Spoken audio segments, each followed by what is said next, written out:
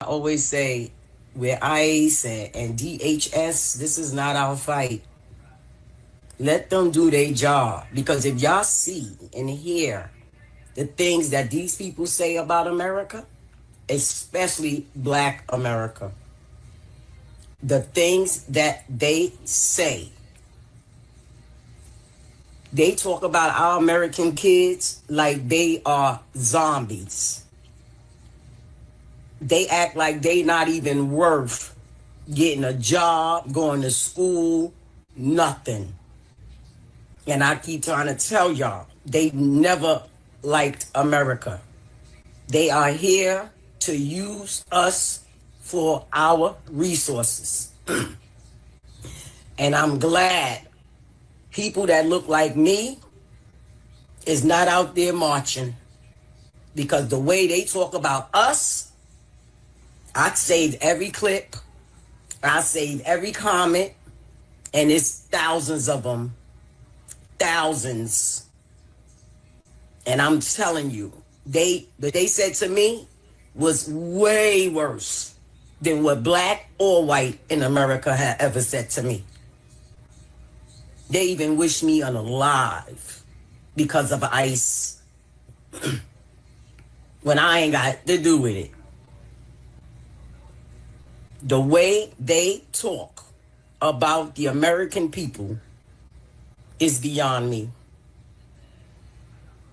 Remember, Americans, and I know there's people that's from wherever the ones that talking like that is at, that been here for many years, and I'm sure they agree.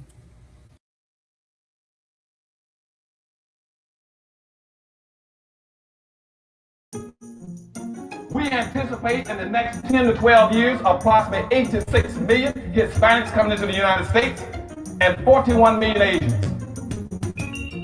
You have been the majority minority for 400 years in this country. You have been the number 2 population for 400 years. You're going to get kicked out of being number 2. You're going to go down and become number 4. Now, common sense, even a third grade education will tell you, if you didn't get anything when you were number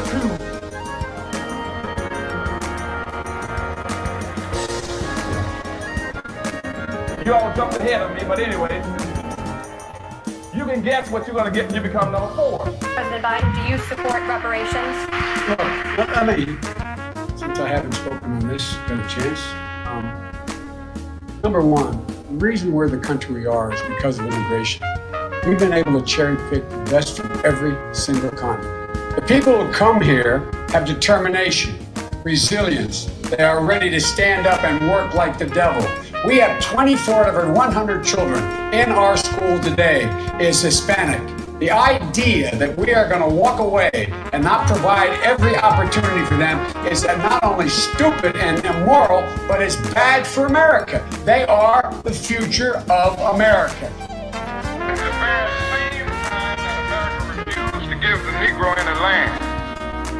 Through an act of Congress, our government was giving away millions of acres of land in the West and the Midwest, which meant that it was willing to undergird its white peasants from Europe with an economic floor.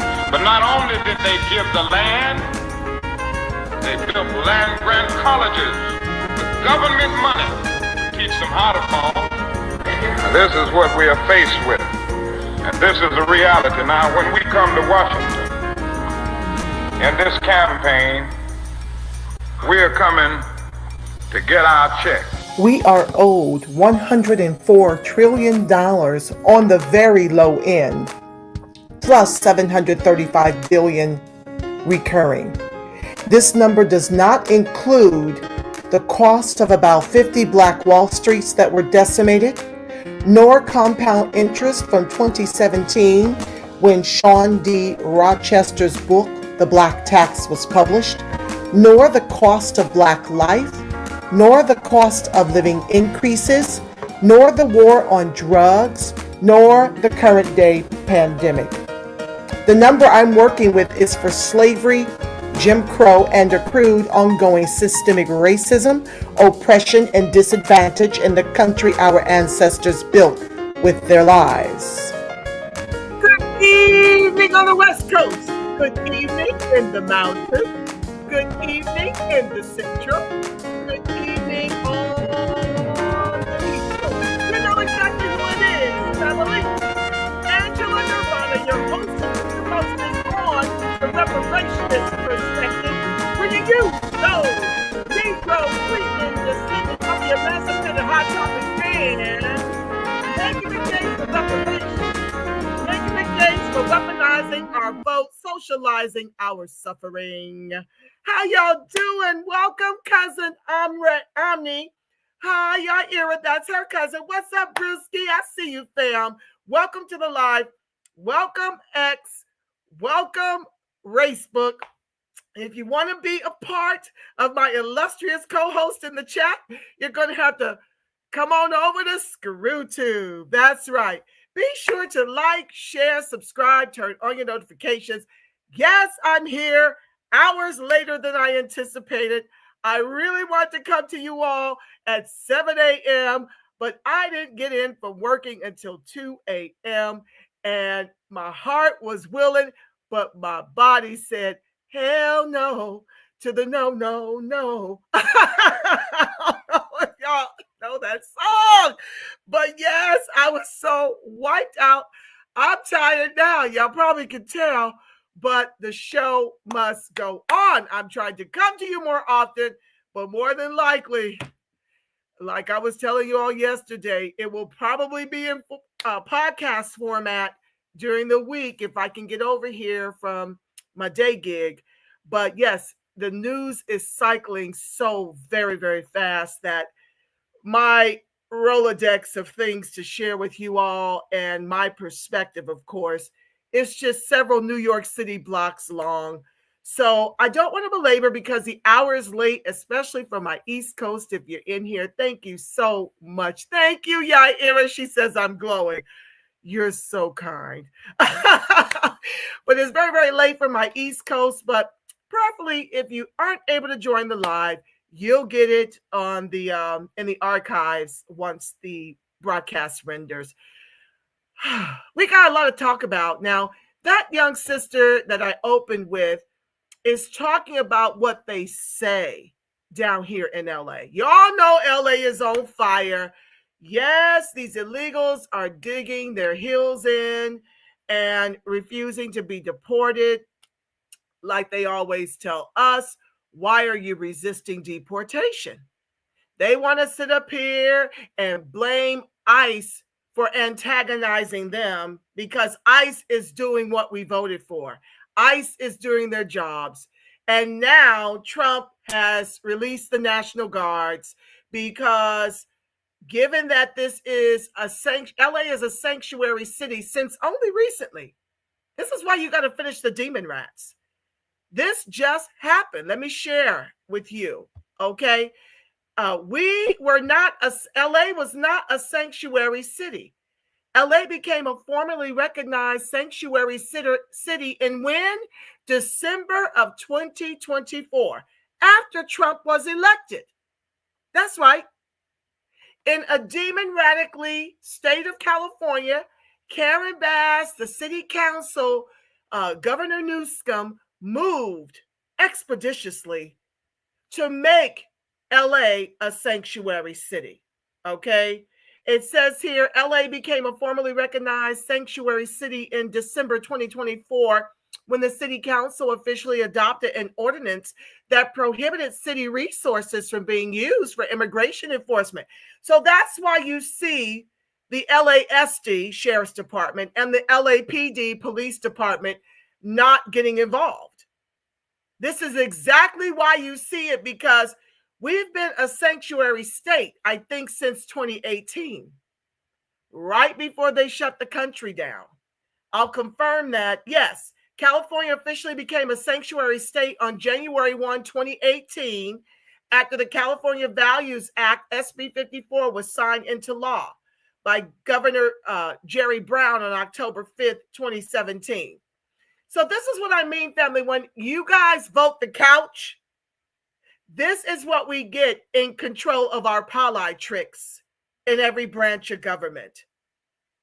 They were moving expeditiously to make LA a sanctuary state so that the police and the sheriffs would not get involved. And that's why you see these riots happening on the scale that they are, because the police and the sheriff are allowing it. They're laying in the cut, resting on the fact that this is a sanctuary city and sanctuary state.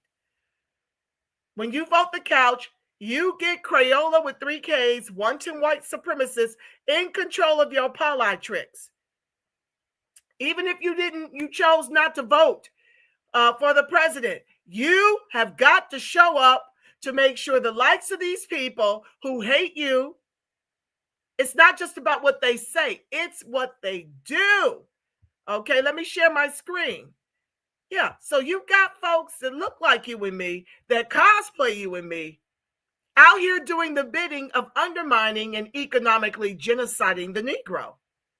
They've done it in the state of California, and now it's spreading all throughout the country.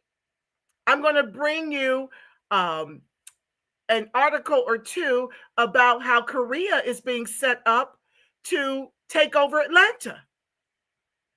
And they're doing what? Voting blue no matter damn who, to their own people's peril. Wherever we have a stronghold, this is where you can see a wave of immigration coming in to possess the land, to possess the businesses. Elon Musk has been given like $38 billion in federal aid.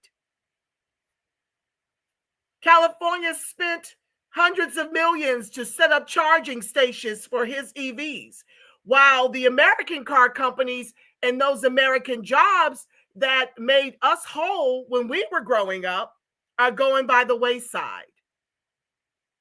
He wasn't talking about those Doge cuts, now was he? But I'm not going to get ahead of myself. I've got so much to share with you that I just don't want to belabor. So just give me a second, please. My apologies, family. Stand by.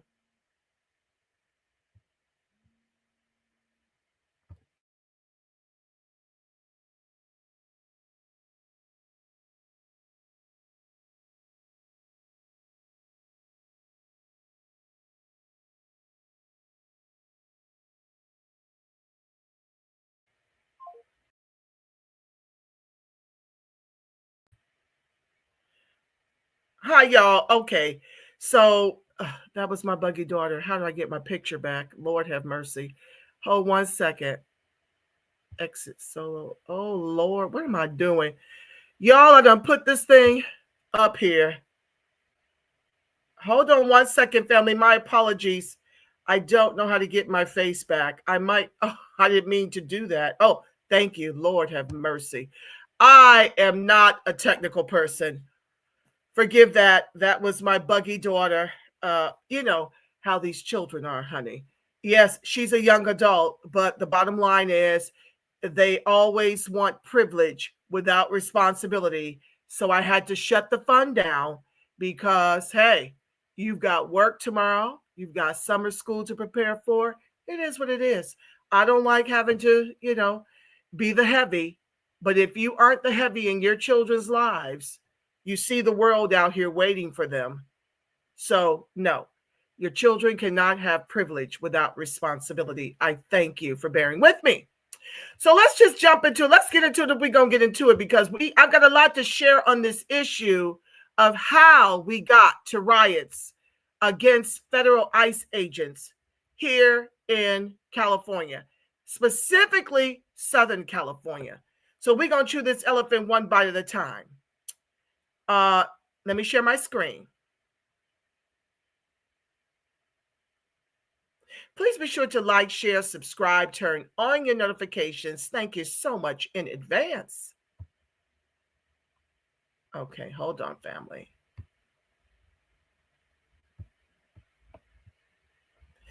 So, FBI Deputy Director Dan Bongino is asking everyone to help identify this guy throwing rocks at Border Patrol vehicles driving by. Time to make this guy famous on X. You know what to do. So, as the lamestream, democratically ran media the CNNs, all these people just lying, acting as if these people are being provoked when it comes to attacking ICE. I want you to just observe what this fool is doing. Well, let me start it over.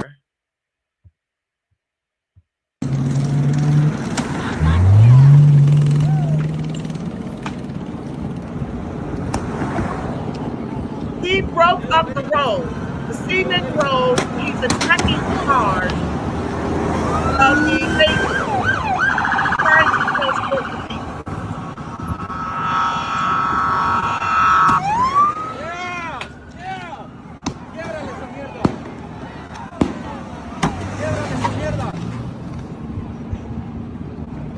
So they are flat out lying to you that these people are being provoked.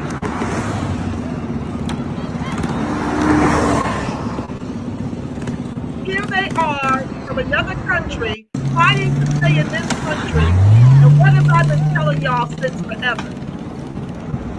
What have I been telling y'all since forever?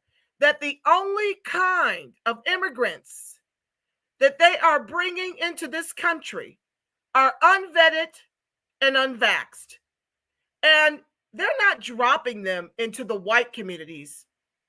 If you see anyone out here protesting, it's white folks.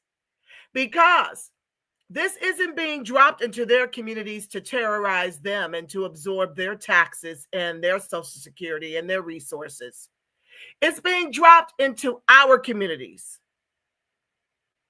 This is being dropped into our communities. And this isn't the first time these people have gone on attack. This has been going on since the early 20s. And yet, the early 2000s. And yet, it is not under control yet. This is the terror that Negroes have undergone that has driven us out of the state of California, more specifically Southern California, which is where I reside. I can't really speak on Northern California other than to say that the Asians have taken over in Northern California. And I'm not really dug into whatever level of atrocities that are happening to our people up in the Bay, where I did once live. I live in Southern California, so I speak a lot about what's happening here because it is a peek into your future. Like I mentioned before my daughter interrupted,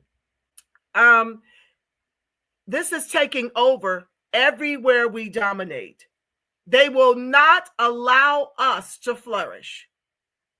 So in a minute, you're going to see Atlanta become LA, which has happened to Chicago, which has happened in New York. And I'm going to constantly pose this question for those of you who don't believe in weaponizing your vote and socializing your suffering. When the nation becomes California, where is the Negro going? And with what? You've got to fight for the country of your ancestors.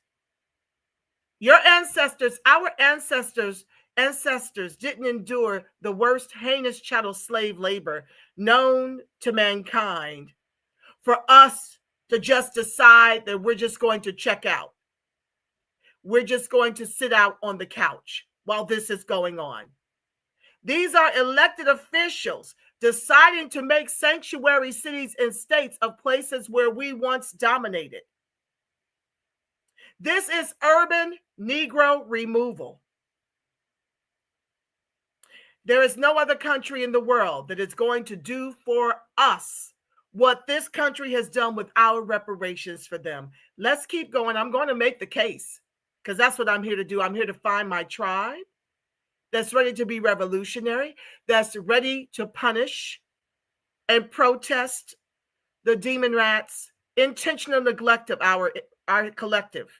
It's been intentional. There's nothing benign about it. Very intentional, very on purpose, very thought out, very well planned, very well executed and orchestrated. Don't get it twisted. Let's keep going. Too many to share to really belabor.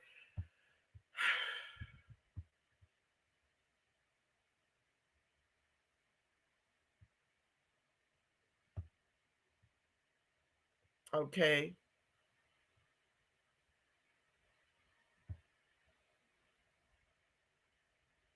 My apologies.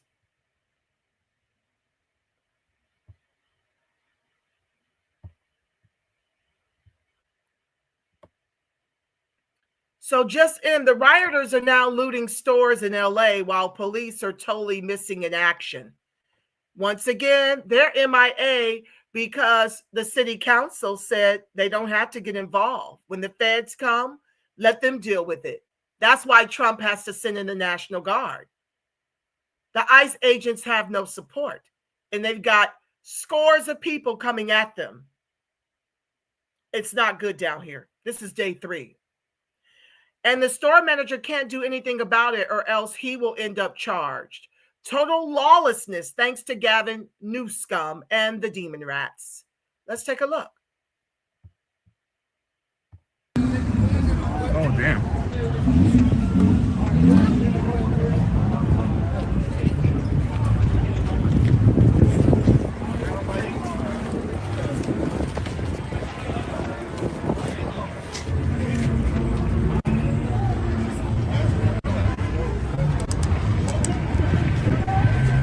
So everybody's hopping out to free beer. Poor guy. He's like, I don't know what to do.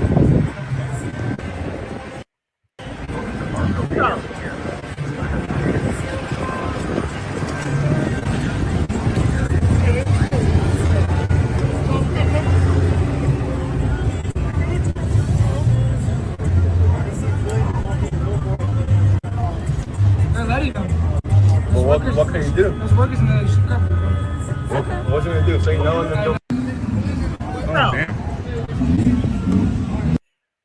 You don't hear any of the Demon Rats coming out to scold these individuals, to ask the questions they constantly ask of us.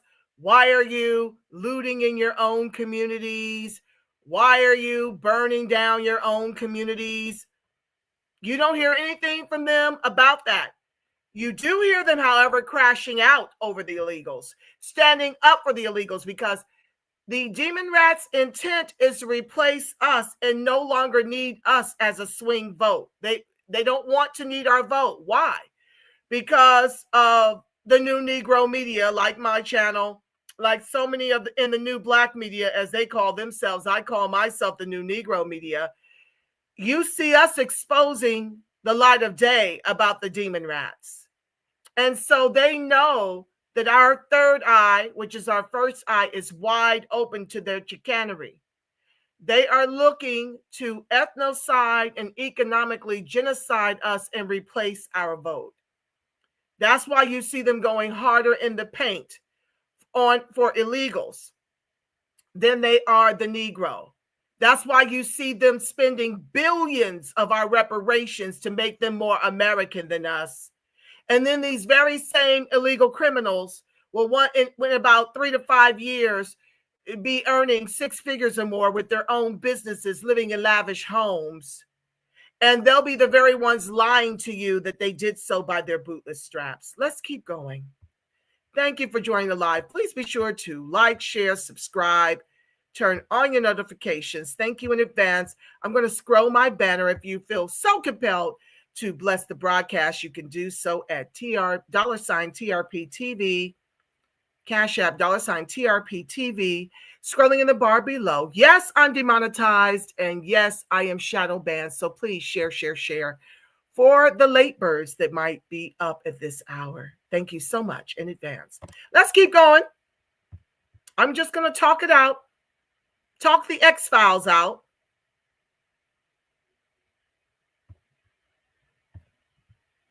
Angela Stanton King, one of my favorites, who is fighting to end abortion.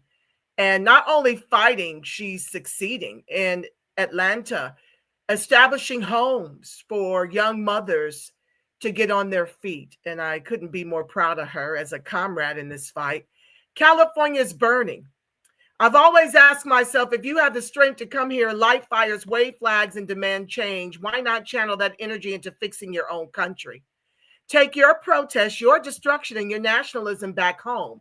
Rebuild what you fled instead of trying to remake this nation in its image. Well, like I mentioned in a response somewhere within the X-Files. What I stated over there was that these people are here to take over. They're not here to necessarily become us. They sold Mexico for pennies on the dollar to the US. That's how we got California. Okay. And our government is using them. You know how it goes. When the government and the white folks are done using their tools and their toys, they break them. So what they did was they're only bringing in very, very hateful, very, very racist, Crayola wanted white supremacists. All we got. We've got very few allies. Okay. Very few.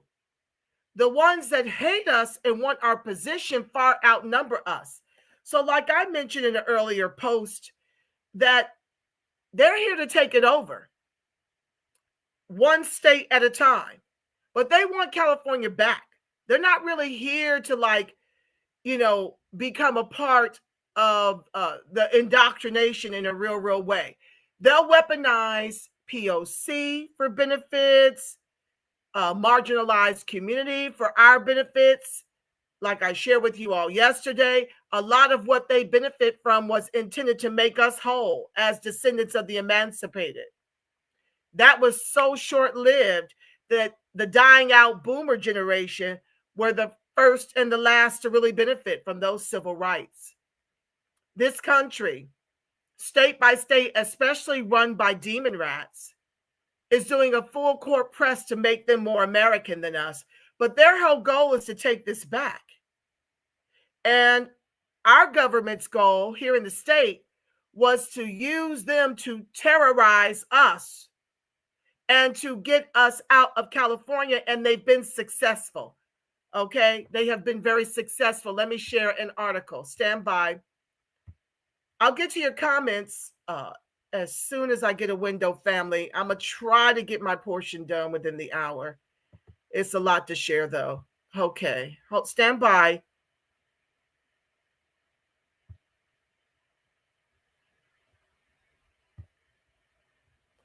Got to find that article to share with you all. Oh, these ads are just atrocious and abominable. I cannot stand them.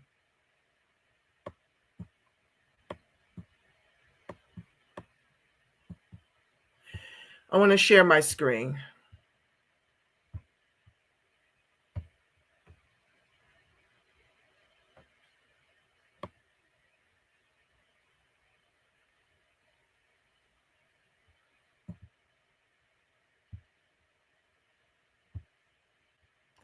So, Black Latino tensions exposed by LA City Council racist comment scandal. I'm sure I'm not going to read this particular one, but I'm sure that many of you recall, this looks like a short video on it, when the city council was caught on the mics disparaging a young Black child that had been adopted by a white gay couple here in Los Angeles. And I'm sure you all know that they redistricted in such a way in LA so that Blacks could not sit on that city council. Let's see here. Or two of the four have. Hold on one second. I'm going to make this a little bigger for you all. I'm going to refresh your memory. Camp out protest has been going on for a couple of days now. It's organized by Black Lives Matter. And you can see that there are about a half a dozen tents here set up on the street, sort of down the street from where Kevin De Leon, the LA City Council member, lives. And these protesters are saying they're going to stay here until both De Leon and Councilmember Gil Cedillo resign. Meanwhile, Black civil rights leaders say the council needs to fix the harm that was caused by that leaked audio by appointing a Black city council member as council president. The president of the city council is a powerful position. He or she controls a lot that gets done, not only on the council, but in the city. So it makes a good statement. We are going to put an African American, whoever that might be, in there. And now we are trying to undo some of the grave damage that's been done. It has been a week since that recorded conversation first became public. On it, 4 of the city's top Latino leaders are heard making racist comments during a discussion on redistricting. So far, 2 of the 4 have resigned. Council President Nury Martinez gave up her seat under pressure, and Labor leader Ron Herrera also stepped down. But council members De Leon and Cedillo have gone silent lately after first issuing apologies, even as protesters have called for them to quit. Not only were they saying things, racial slurs and other things about black people, but they were trying to disenfranchise black people by creating redistricting, by trying to redistrict and take away black people's voice. And that was the bigger story, ladies and gentlemen, was the redistricting that was occurring, not these racial slurs. They wanted to make it about the slurs, but the bigger issue was the redistricting. You know how they're constantly accusing Republicans for gerrymandering and redistricting and redrawing states in order to get more votes. The demon rats are just as guilty of doing the same thing. Let's continue. City Council is set to vote on a new president tomorrow. Friday's meeting was canceled because of the threat of more protests. Demonstrators filled the council chambers and disrupted meetings last week. Meetings for tomorrow and Wednesday are scheduled to be held virtually, technically because one council member, Mike Bonin, tested positive for COVID. He has since tested negative. Meanwhile, the protesters here outside Councilmember De Leon's home say they're not going anywhere. They're staying here 24/7, and sometimes they use leaf blowers and bullhorns to make their point. Neighbors say they have had enough. The only problem is when they get to the profanity, they get out of control with this.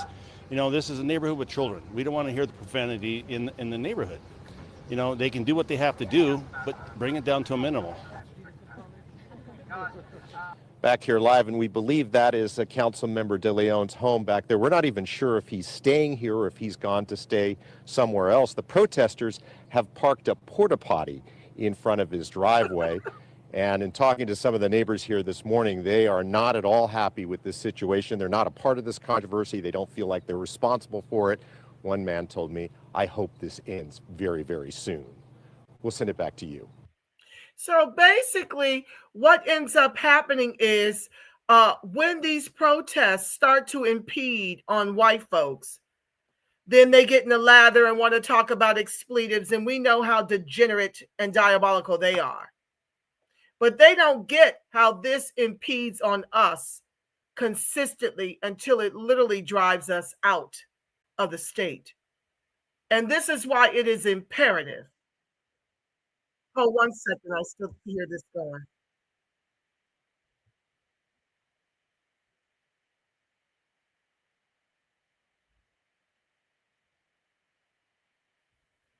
Okay, let me show y'all this. This is something that's scrolling about, I guess, the traffic due to the riots going on right now. Let me show you that. Stand by, sharing my cam.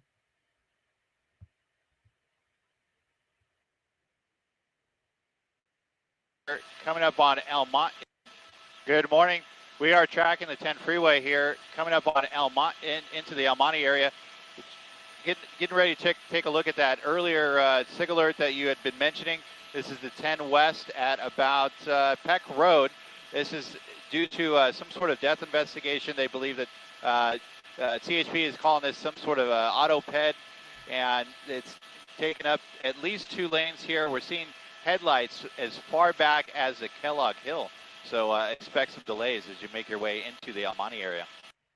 Okay, I'm not really sure if that was due to the riots, right? That part. I thought that was a riot video.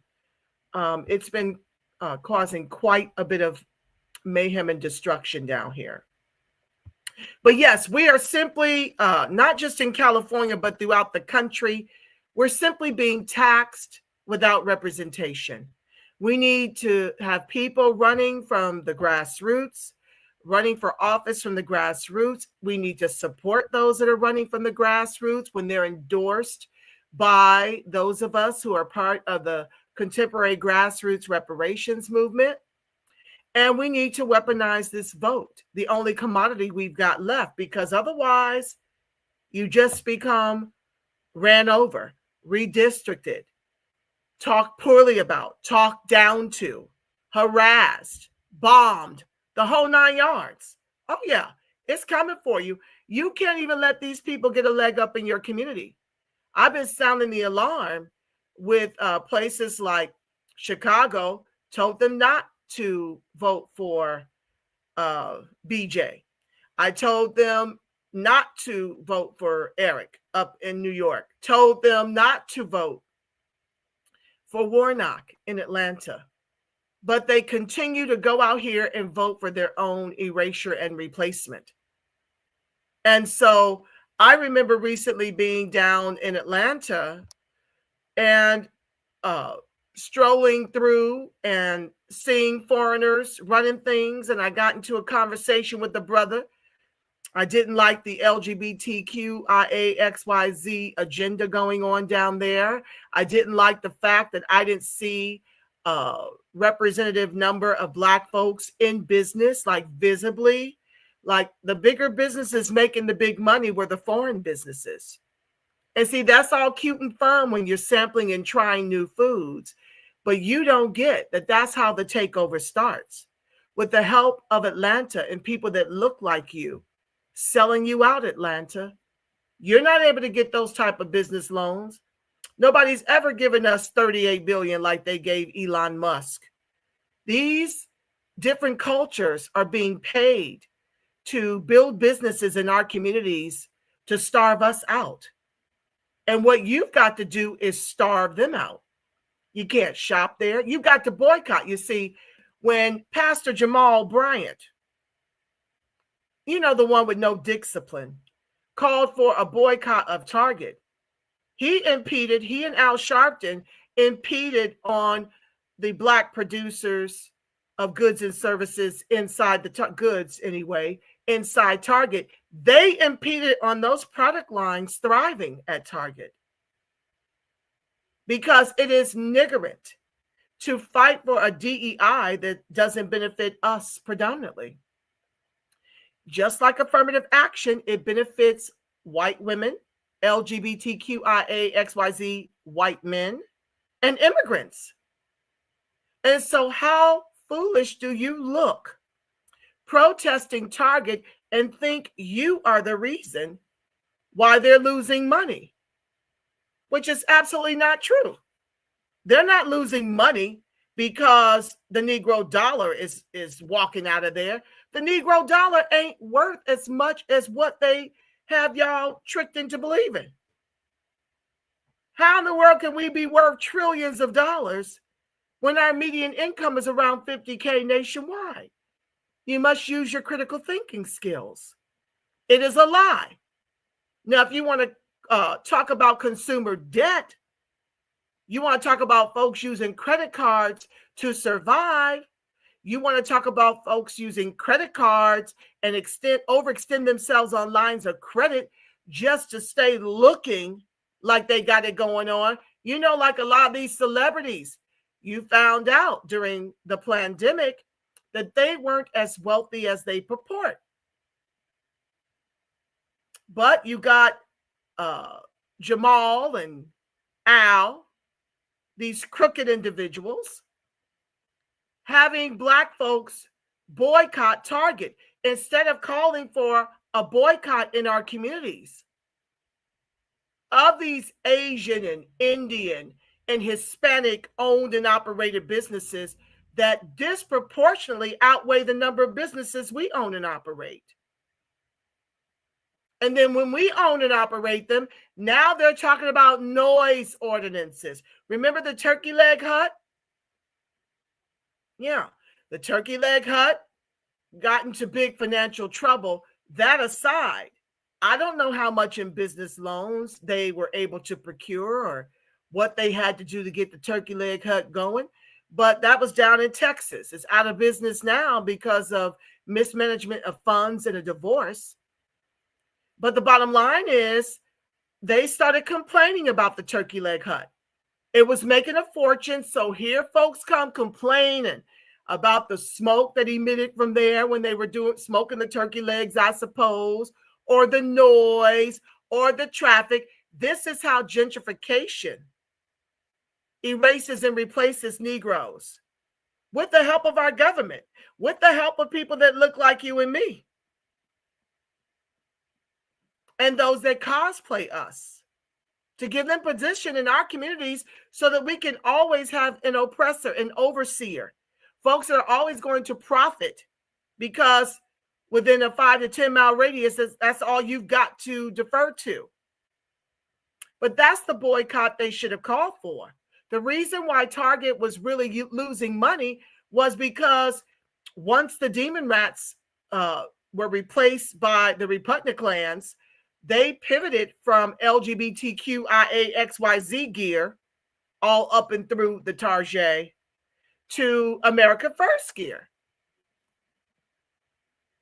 But you see, crash test dummies Al and Jamal, they get paid to keep this kind of rhetoric going, to make Black folks think that they're really doing something to hurt Target's pockets. Absolutely not true. I've shared with you guys in many archives that of the 3 trillion household dollars that is shared amongst all Black, 14% share in 2.93 trillion. 86% share in less than 700 billion since COVID. Median national income for Negroes is around 50K, maybe slightly more. 14% of our population, 10 to 14%, is melanated immigrant. The other 86% is Negro. Those of us who are foundational Black Americans, however you want to call it. I'm a Negro on my birth certificate, which is all you need for genealogy to prove that you're the one that is owed reparations, okay? While they sit up here and grift,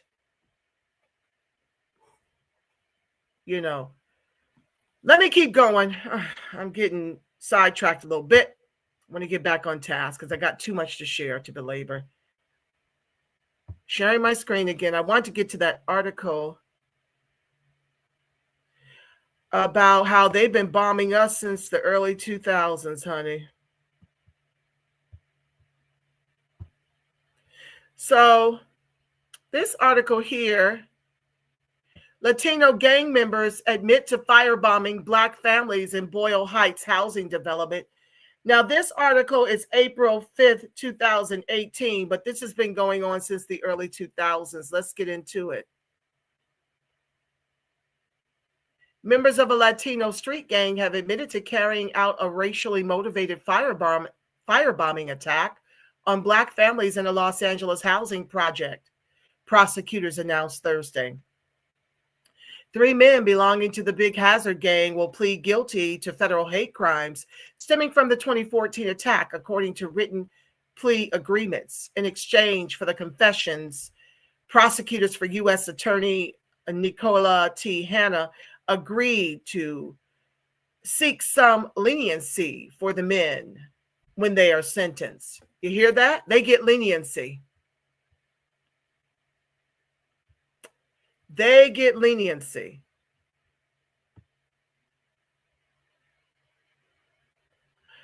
For the men when they are sentenced. Each faces more than 30 years in federal prison. That's all? The nighttime attacks on Mother's Day 4 years ago laid bare long-standing racial animosity Latino gangs have stoked in the Ramona Gardens housing development and elsewhere. The Big Hazard gang claimed the Boyle Heights housing project as its territory, and the men set out to terrorize Black families into fleeing their apartments, according to a statement released by Hanna. Jose Salcedo, 24, Edwin Felix, 26, and Jonathan Portillo, 23, were a part of a group of 8 gang members who carried out the well-planned attack. So you can look it up and read the full story in the LA Times. But this is why Negroes are sitting this out. Here's an article from 2007. Let me share this one. Stand by.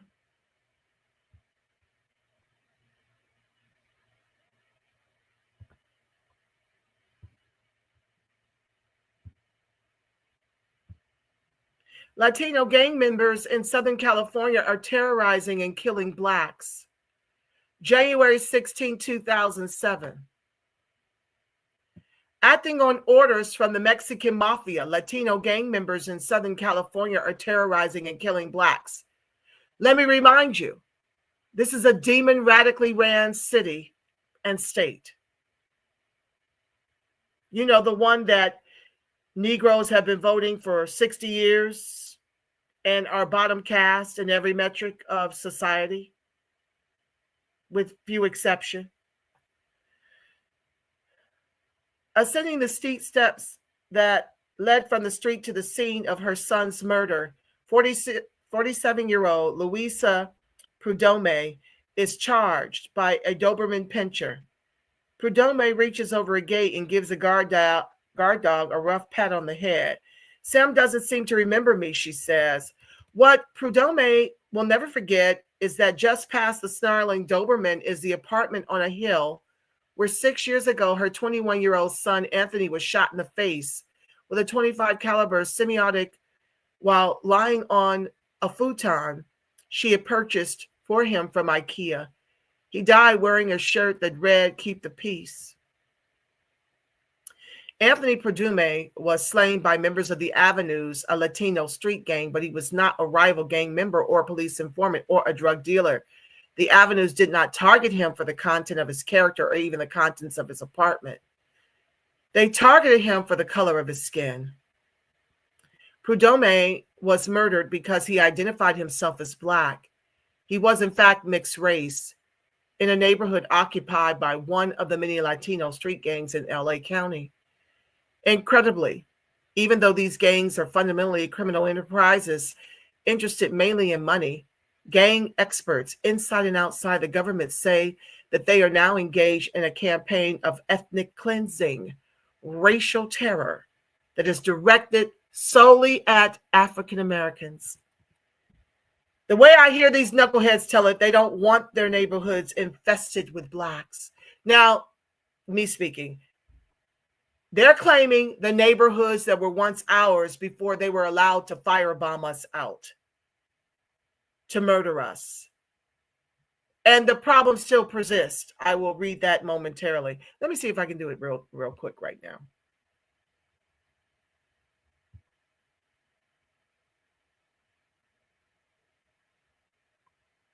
Just a second. I just want to give you this stat. Based on the provided search results, it's accurate to say that California has taken action. I had asked, did the state of California stop the Mexican gangs from killing blacks? Based on the provided search results, it's accurate to say that California has taken action to address the problem of Mexican gangs targeting black residents in their neighborhoods, including violence. However, it's not accurate to say the state has definitively stopped this violence, as it is an ongoing issue that has existed for decades. This, ladies and gentlemen, in a demon radically ran city and state. They have not stopped it because it is intentional. It is why we are now 3%, part and parcel, along with being legislated out. That's why you don't see us out there marching. That's why we are excited to see ICE. I'm going to share a video of a young man's enthusiasm throughout once I get to that segment of the broadcast. But yeah, his enthusiasm that ICE is here, as most of us are enthused. Let me just read a little bit more and then I'll close this one out. The way I hear these knuckleheads tell it, they don't want their neighborhoods infested with blacks, as if it's an infestation, says respected LA gang expert Tony Raphael, who interviewed several Latino street gang leaders for an upcoming book on the Mexican mafia, the dominant Latino gang in Southern California. It's pure racial animosity that manifests itself in a policy of a major criminal organization. Aren't you glad that Kamala didn't get elected? Can you imagine how much worse it would be on blacks who reside in demon radically ran cities and states throughout the nation. Can you imagine the scores of these illegals that would become citizens and get more of our reparations to become more American than we've ever experienced? There's absolutely no motive, absent the color of our skin, adds former LA County Deputy District Attorney Michael Camacho. Before he became a judge in 2003, Camacho successfully prosecuted a Latino gang member for the random shootings of 3 black men in Pomona, California. They generally don't like African Americans, Pomona Gang Unit Officer Marcus Perez testified in that case. If an African American enters their neighborhood, they're likely to be injured or killed. Once again, these were our neighborhoods before our demon radically ran government down here allowed them to terrorize us out of our own communities. A comprehensive study of hate crimes in LA County released by the University of Hawaii in 2000 concluded that while the vast majority of hate crimes nationwide are not committed by members of organized groups, LA County is a different story. Researchers found that in areas with high concentrations or clusters of hate crimes, the perpetrators were typically members of Latino street gangs who were purposely targeting blacks. Furthermore, the study found there is strong evidence of the race-biased hate crimes among gangs in which the major motive is not the defense of territorial boundaries against other gangs, but hatred toward a group defined by racial identification, regardless of any gang-related territorial threat. 6 years later, the racist terror campaigns continue. A pervasive attitude. Anthony Prudhomme presented no threat to the avenues. Even so, he was murdered 2 months after he moved into Highland Park, a neighborhood in northeastern LA that is home to many gang members. He didn't have anything to steal, his mother says. He had nothing when they broke in. So to shoot him in the face, I'm sure it was a stripe. They get stripes for killing black people. Stripes are gang soldiers' badges of honor. Latino gang members in Southern California earned them by doing the bidding of their godfathers in the Mexican Mafia, a powerful criminal syndicate based in the California state prison system that controls most Latino street gangs south of Bakersfield. You want to know another reason why this can't get under control? In the LAPD, approximately 48.78% of sworn officers identify as Hispanic Latino. In the LA County Sheriff's Department, LASD, about 52.5% of sworn personnel are Hispanic. These percentages are reflective of the diverse demographic of LA County and city, which are also what? Heavily Hispanic. LAPD has 30.88% non-Hispanic whites, only 9.61% of African American, and 7.65% Asian. The LASD has 7.5% Black, Asian 5.5%, other 3.3%.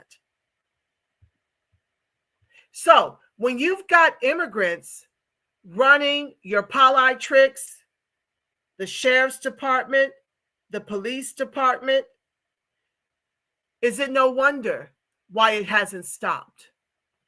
Is it no wonder why us being terrorized out of our communities hasn't stopped?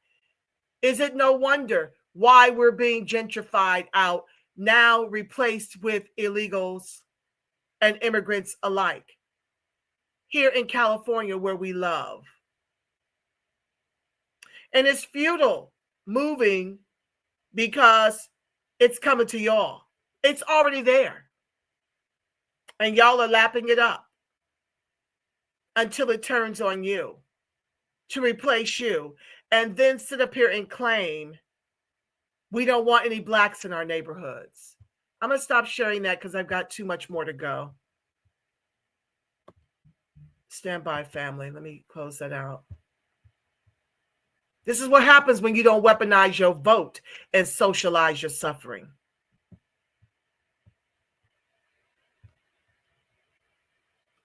Please be sure to like, share, subscribe, turn on your notifications. Thank you in advance. Latino gang tried to force blacks out at the indictment states. This is October 17, 2007. This is how long LA's been dealing with this. That's why we're now 3% of the population. Federal prosecutors Tuesday accused members of a Latino street gang of a violent campaign to drive African-American rivals out of their South LA area neighborhood, resulting in at least 20 killings in the last 3 years.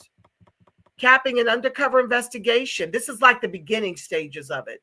Capping an undercover investigation conducted over that period, authorities issued indictments that charged more than 60 members and associates of the Florencia 13th Street Gang with a long list of felonies. Prosecutors say the gang was trying to dominate the area's drug trade as well as extort rent from prostitutes, vendors, drug dealers, and others. What's different about today? MS-13, La Raza gangs. What's different about today? Smuggling people in, putting a bounty on their heads that they have to pay the cartels for being smuggled into our country, working in tandem with who? The demon rats. Now that Trump is in control of the country, we don't have millions, hundreds of thousands, thousands crossing the border. I think the last count was about 12,000 as compared to the hundreds of thousands. They let in between 25 and 30 million illegals and drop them into predominantly black communities, not the immigrant communities, not the white communities. They've dropped them into our communities to do to our communities nationwide what they successfully did to us here in Southern California. This is by design.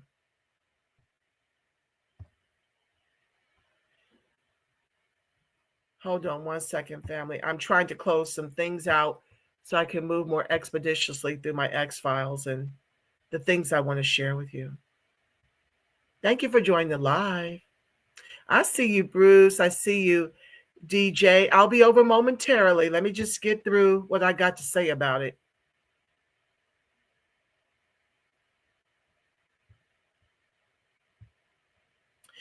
What percent, I asked AI, what percent of Mexican and Latinos are illegal in the state of California? It says in 22, an estimated 17% of immigrants in California were undocumented, with roughly 1.8 million individuals falling into the category. Nearly half of the 10.5 million immigrants in California are of Hispanic or Latino origin. This means that a significant portion of the Latino population in California is undocumented or living with someone who is undocumented. Yeah, that was in 22.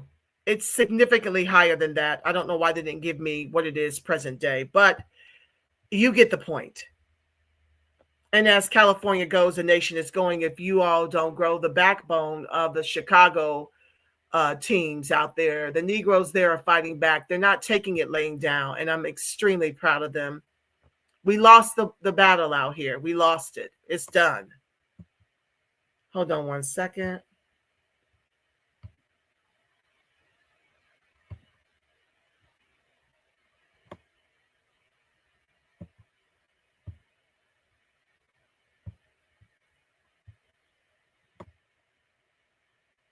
Oh,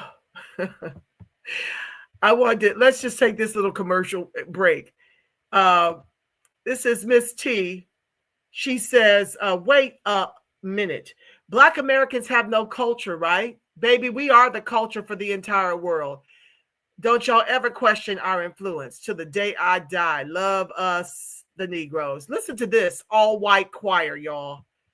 Y'all not gonna believe this.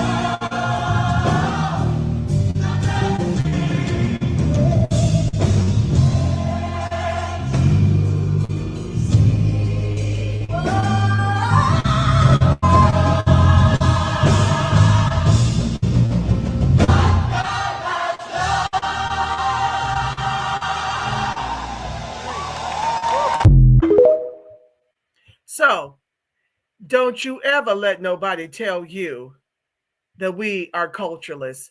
That was all the way in Sweden, y'all. And I got another one to show you of some Asians doing drumline like the HBCUs. That won't be tonight because I couldn't fish it out in time before I went live, but it's coming. Yeah, don't you ever, ever, ever, ever, never, ever let anyone convince you that we aren't the culture of the world. Everybody steals from the Negro. You're beautiful. You're brilliant. You are God in expression. Never forget it.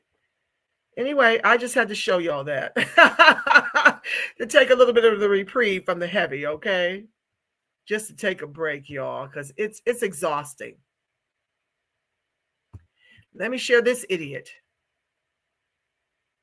crashing out. LA school worker shares frustration over parents having to leave their children's graduation ceremony because ICE raided an elementary school's graduation today. Let me play it and then I'll make my comments.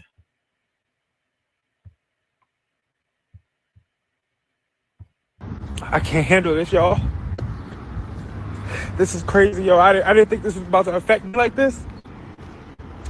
But our neighbor school, y'all know I work at a school. Fuck. Our neighboring school, I think it's Gratas, I don't know how to say it. It's Gratas or something like that. They were having their graduation. And there's helicopters in the sky. Most of these schools are... Fuck, yo. Most of these schools are predominantly Hispanic. Most of these schools are predominantly Hispanic. Gratas, I believe elementary, was having their graduation. And all of a sudden, a bunch of parents have to run out because ISIS is there. This is the story that I'm hearing. And, you know, our school goes on lockdown. Our principal, you know, tells us it's a drill, but we know it's not a drill.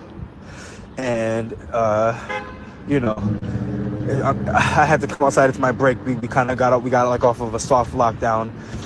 And, you know, parents had to run out because they don't have papers. And they had to leave their kids because the kids do. What type of shit is this, yo? And then kids are freaking grabbing teachers and crying on their leg because they don't know if they're about to see their parents when they get home. What the fuck is this? And we voted for this shit?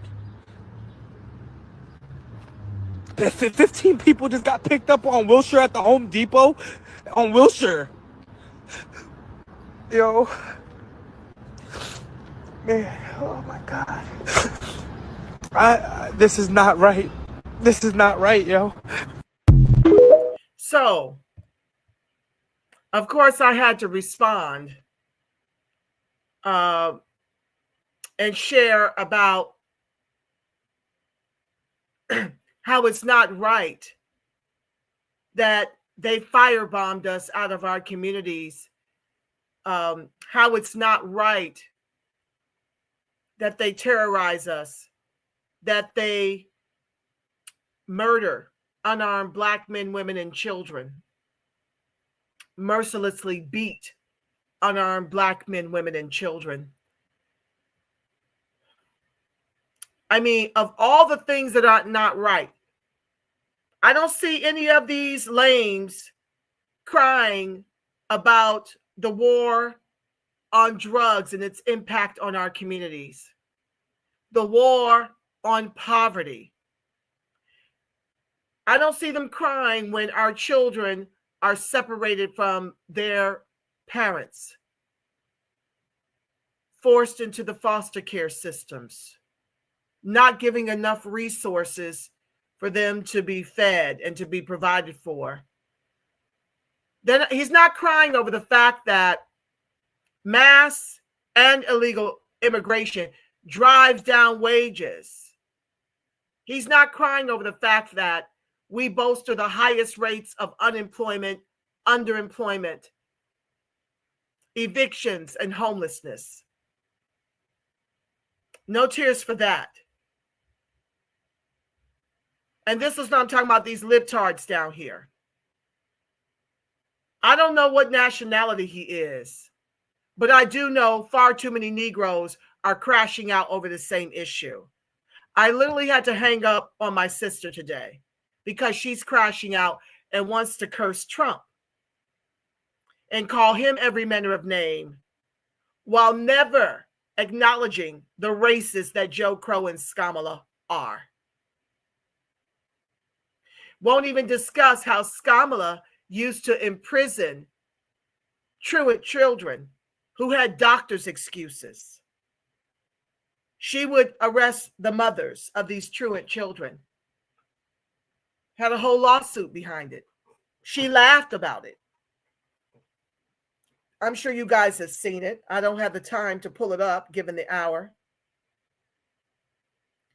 But we've got folks who cosplay us to get in position politically to use our reparations to give more damn about immigrants and illegals than they do the Negro. That's scratching and surviving. I don't see these tears when we are gentrified out of our communities. Like I said, when we're being firebombed out of our communities, only for these Latin gangs to say, we don't want blacks in our communities after being allowed to take them over, terrorizing. Government not stepping in to enforce any protections concerning the Negro.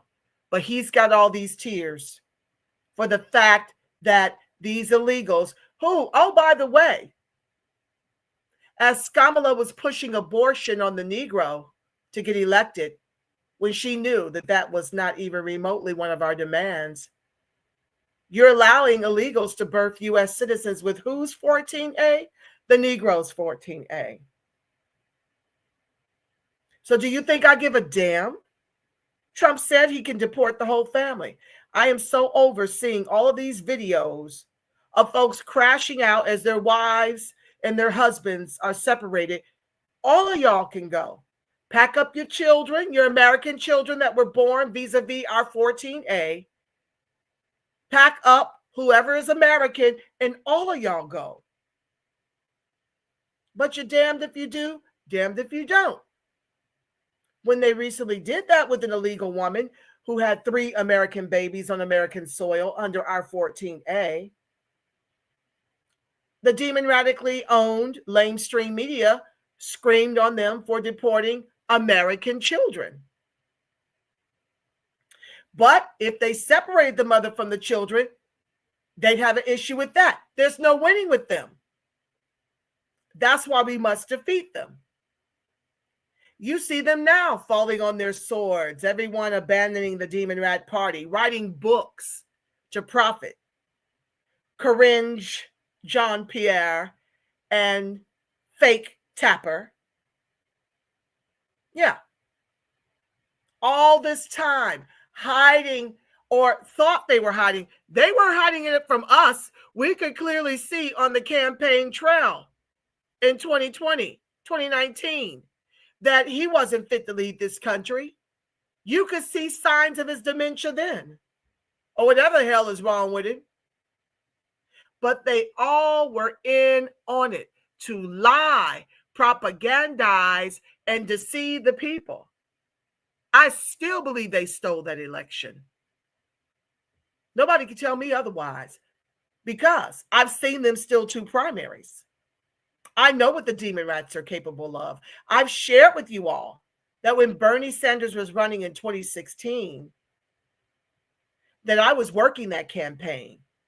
When Debbie Wasserman Schultz gave all of our campaign contributions to Crooked Hillary so that she could defeat Bernie, who was just a plant for the demon rats. He was only there to corral us into voting for Crooked Hillary. Anyway, I digress. We sued, and the judge told us to our faces that it's the demon rats' party to do with whatever they damn well please. Well, they took it a please too far, okay? And that's why we've got Trump. Praise God for that. Next, moving on. Let me close that down. I'll be able to read your comments momentarily.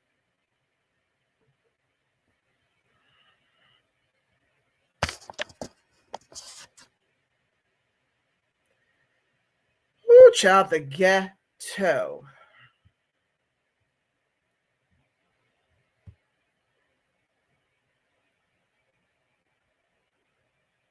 I'm going to close out with that, brother, because it's about a 10-minute video.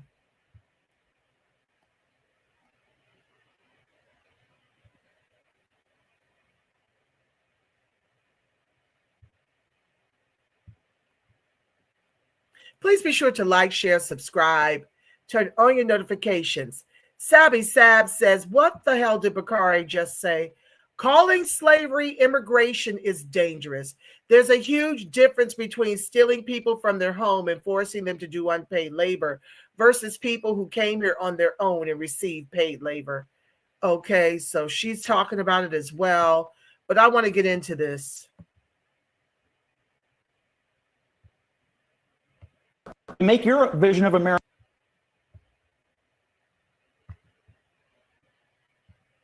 To make your vision of America work, we need more illegals who get more benefits. That's your version of America. No, what I want from America is a place that was promised to us, Scott. To the illegals? Like you do. No, it was promised to us. It was promised to us, not us, me and you, black and white, brown. Scott, do you think that your family was born here? You weren't born here, Scott. I was born in. First of all, where does your family come from? My family wasn't born here.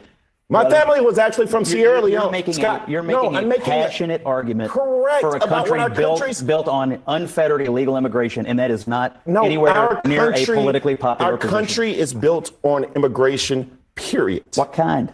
Period. What kind? Oh, and first of all, before we go to commercial. This country was built on our ancestors' heinous chattel slave labor, period. Full stop, drop the mic. I am so sick. Not sick. Let me take that back, Lord, because I don't want to bring that into my experience. Cancel, cancel, cancel. I am so over these niggurant Negroes forever weaponizing our never-ending Holocaust to make the case for illegal criminals who broke into the country by invitation of Joe Crow and Skamala the border czars, plural, to make them more American than the Negro with our own reparations, taxes, and Social Security. I am over it. You just heard him give immigrants, in the same way Joe Crow did, during the debates when asked about reparations, he gave them credit for building this country. I'm going to back it up so you can hear it again. First of all, before we go to commercial, what kind of immigration was I brought here? You're already in the hole. You sure you don't want to stop digging? No, because it was slavery. That's not immigration. Come on. Well, okay. Come on, what? All right, there's a lot to be said. Hold on. No, but you just can't say come on when somebody's like, my family was brought here in chains. The answer is not come on. To make your vision of America work, we need more illegals who get. See, this is what they love doing. They love doing whatever they can do to crowbar these illegals into our history. They are doing what they did to us as native foundational Black Americans who were here before Columbus, doing everything in their power to rewrite the history, to deny us our justice claim in the trillions of dollars, quadrillions to be exact. And the meter is still running. And we're not just talking one check. For as long as it took you to drive us into the bottom of this Titanic will be as long as it takes to remedy us. And that's just our square. And demon rats and the demon rat ran, owned, and operated lamestream media, get comfortable. Because I am here to break you into very tiny little pieces, to the point where you will never be in control of this country again. I'm determined to do it with my voice. And yes, I'm that little engine that could. Go ahead and FAFO. But you will not take us out without a fight. I am weaponizing my voice to expose you every opportunity I get. Do know this. I don't care how much I'm shadow banned, how much you demonetize and take from me. I am here to sound the alarm. So more than 28% of my people will show up to the midterms to destroy you. And that's on period. Okay? Let's keep going. I got to get to these comments too. Just a second, y'all. U.S. police used tear gas, flashbang grenades in LA immigration protest. Let me just put a button on my thoughts about that. I'm just over, and I wrote Bakari's lame ass in the X-Files. Don't know if he'll ever read it. To stop weaponizing our never-ending Holocaust in America to advantage everyone but those of us who descend from the emancipated, the real harmed group. We are all we've got. Let's keep going.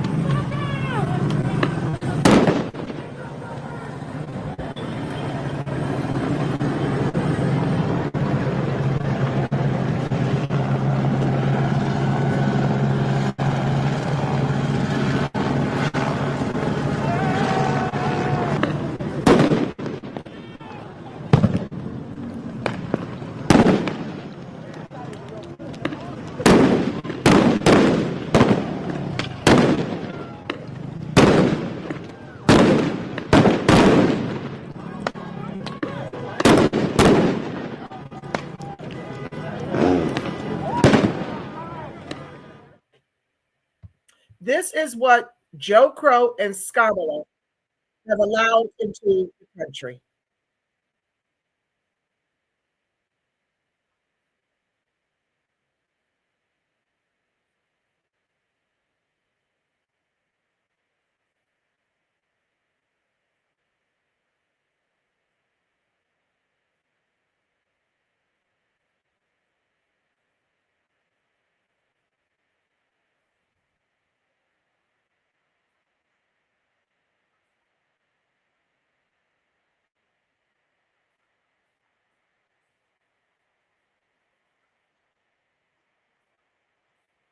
Me speaking. Didn't I just tell y'all that because LA has been declared a sanctuary city since December 24 and a sanctuary state since 2018, that the law enforcement is ordered to stand down and not get involved with ICE, anything federal? But you see this lying piece of shit say, not because there's a shortage of law enforcement, but because they want a spectacle. Let's continue.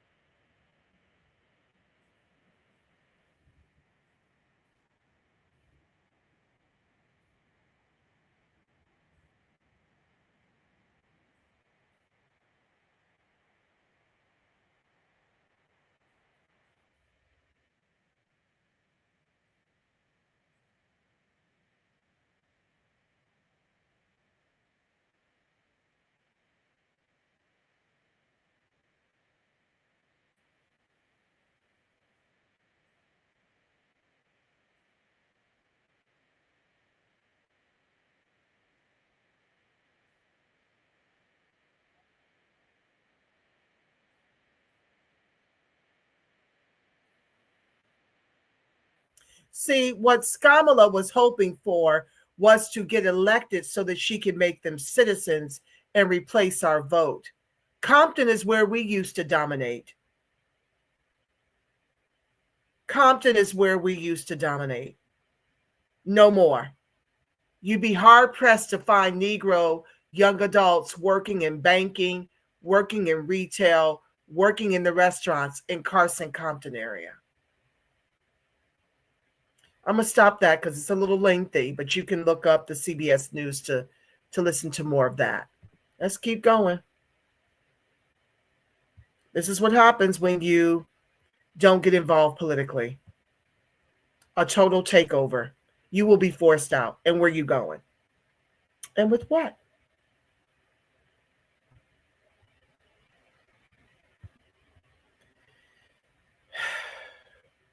So I ask, is the LAPD and the LA Sheriff's Department a part of any gangs? And yeah, there are gangs within both divisions. While there have been scandals and investigations within the LAPD, such as the Rampart scandal involving corruption within a gang unit crash, these instances are generally described as corruption within existing units rather than internal gangs of officers. Yeah, just like they get to investigate themselves. Investigations have focused on specific instances of misconduct, such as illegal stops and searches, misuse of body cameras, and concerns about accurate gang database entries rather than the existence of formally identified gangs within the department, similar to the LASD. In summary, the LA County Sheriff's Department has a documented history of deputy gangs or cliques, which are internal subgroups of deputies who have been linked to misconduct. LAPD has faced investigation into corruption and specific officer misconduct within certain units, but the term gangs is not generally used to describe organized internal groups of officers in the same way as it is with the LASD. Well, it just should be.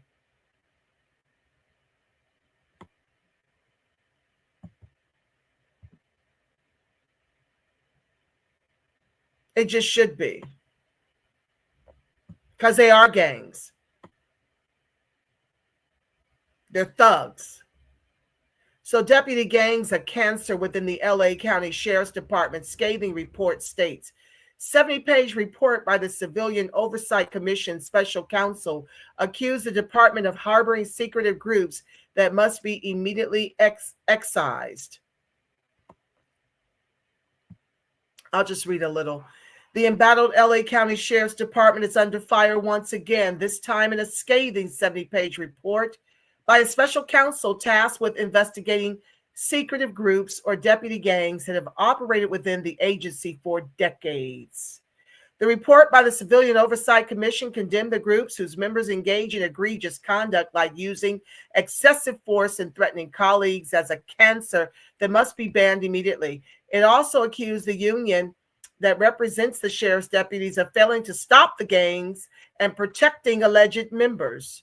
The report said that although the groups may have started decades ago with benign, which I call intentional, intentions, they have evolved into deputy gangs whose members not only use gang-like symbols, but engage in gang-type and criminal behavior directed against the public and other department members. Now, when they say the public, who do you think they're referring to? Negroes. They create rituals that valorize violence, such as recording all deputy-involved shootings in an official book. The report continues, celebrating with shooting parties and authorizing deputies who have shot a community member to add embellishments to their common gang tattoos. Sheriff Robert Luna said in a statement Friday that he was elected in November to bring new leadership and accountability to this department and thanked the commission for its work, but stopped short of committing to immediately ban the cliques. They're in it together. The vast majority of the department personnel, he wants to give them glowing commendations. He won't condemn them. Luna defeated incumbent Alex Villanueva, who we know was a total gangster, last fall to become the county's 34th sheriff. He vowed to usher in an era of integrity and collaboration after his predecessor's tenure was marked by clashes with other public officials and allegations that deputy gangs ran amok within the agency.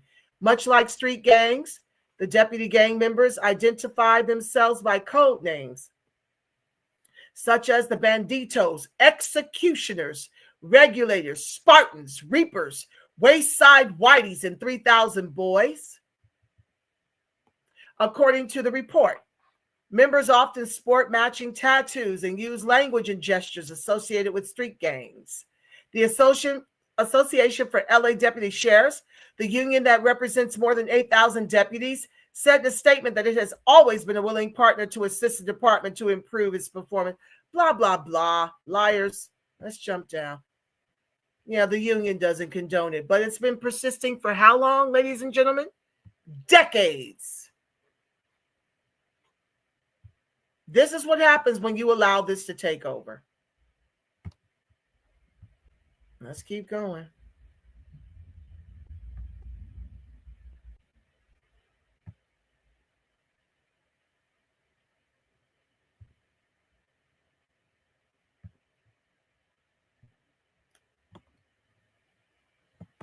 Sorry, we did that one already. Please be sure to like, share, subscribe, turn on your notifications. Thank you in advance.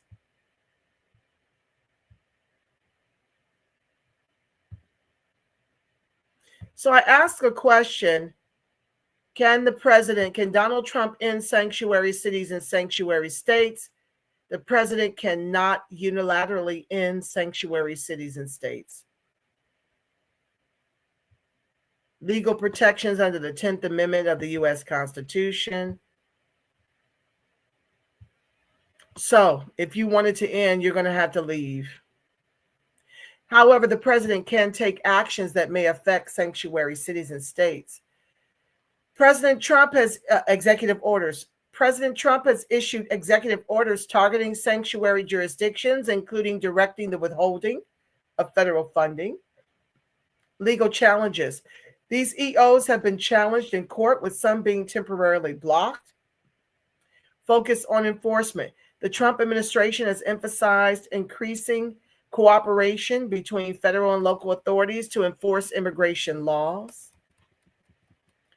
In summary, while the president can take EOs, executive actions, and pursue legal challenges, the ability to outright end sanctuary cities and states is limited by the Constitution and court rulings protecting the sovereignty of state and local governments.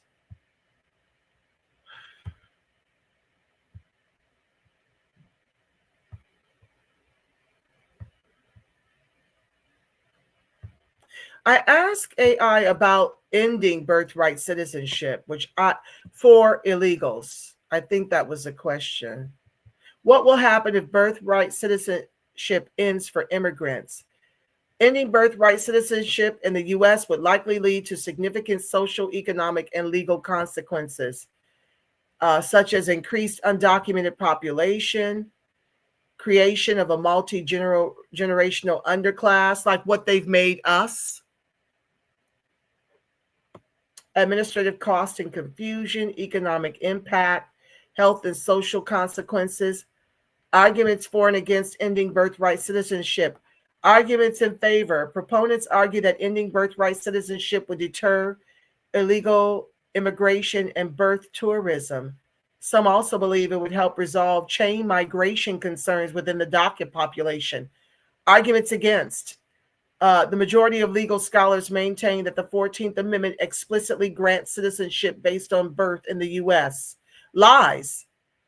That was explicitly for the Negro, the descendants of the emancipated. It wasn't for all these people that they've made American. Ending birthright citizenship would create a permanently disadvantaged class of people like they've done us. You see, they don't want anybody to take this bottom. And capitalism requires a bottom caste. This country has decided long ago that would be us. Furthermore, research suggests that the phenomenon of birth tourism is rare. Lies.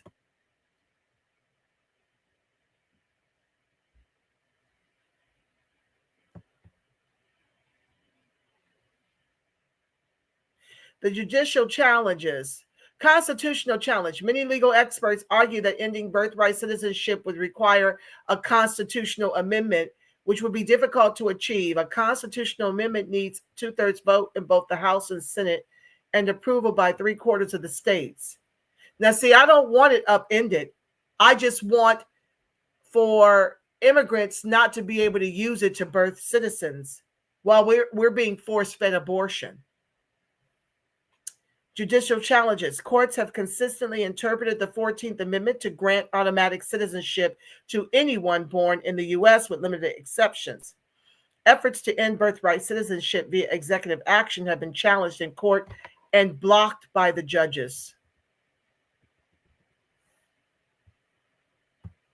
So, like I said, I don't agree with repealing it. I agree with it being used exclusively the way it was intended. But that would be true of all of our entitlements that we no longer benefit from. Civil rights, affirmative action, like I shared with you all yesterday in the broadcast, and Coulter shared that was intended to make the Negro whole. But our government has taken everything intended to make us whole and has given it away to our economic genocide. Let's keep going.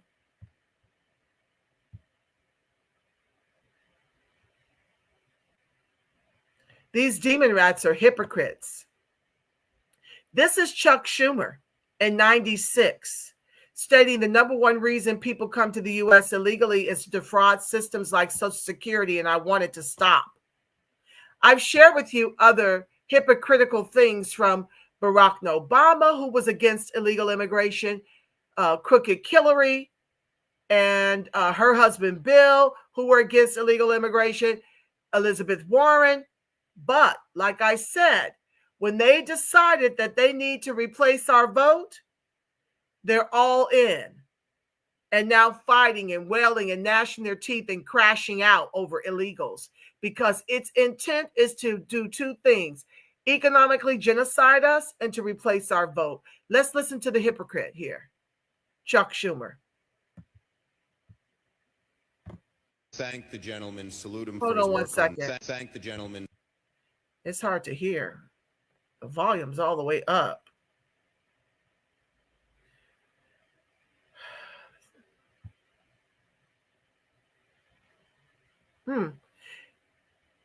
Well, I don't know if I'm going to play. His work on this rise in support of the amendment. First of all, Social Security card is used from one end of America to the other as an identification card right now. Hold on, family. I was trying to see if I could do closed caption. I don't know how to do that with these kinds of videos, clearly. Back it up. I'm going to try to just be quiet so y'all can hear it. Thank the gentleman. Salute him for his work on this rise in support of the amendment. First of all, Social Security card is used from one end of America to the other as an identification card right now. Who are we kidding? If you want to pass a law and says it shouldn't be, I would ask the chairman and the distinguished minority member of the Social Security committee to pass that law. But let's admit the truth. Everywhere people go, they're asked for a Social Security card. In fact, one way to prove you're a bona fide person who can have a job is to ask for a driver's license and a Social Security card. This is an anti-fraud amendment. All over where we go, people say, well, why can't you stop illegal immigrants or others from coming here? And the number one answer we give our constituents is when they come here, they can get jobs, get benefits against the law because of fraud. And here, the gentleman from Florida has put together the most effective anti-fraud measure we can find without it changing the actions of the government one bit. And we find all this opposition. Ladies and gentlemen of this chamber, what I worry about is that this bill, which started out with good intentions, whether you agree with it or disagree with it, is going to end up being the same kind of thing that the public gets angry with us on. We say we're doing something, and we do nothing. Because every time someone makes a rational and small proposal to get something done, People say, well, what about this hypothetical, that hypothetical, etc. I urge support of this amendment. If you believe you want to stop fraud in immigration, you have no choice but to support this amendment. Gentleman's time has expired. So you heard that, or at least could read it. They're such hypocrites. I'll be over in just a second, guys. I've got to get through this because I don't want to revisit this. I got a part 3 that I got to bring you guys so much on doing all I can to weaponize my voice to defeat the demon rats come the midterms and to get more of us off the couch to get to these polls, to fight on a local level, to spare the rest of us who have a stronghold unakin to us, to prayerfully help you to maintain that. That's my goal.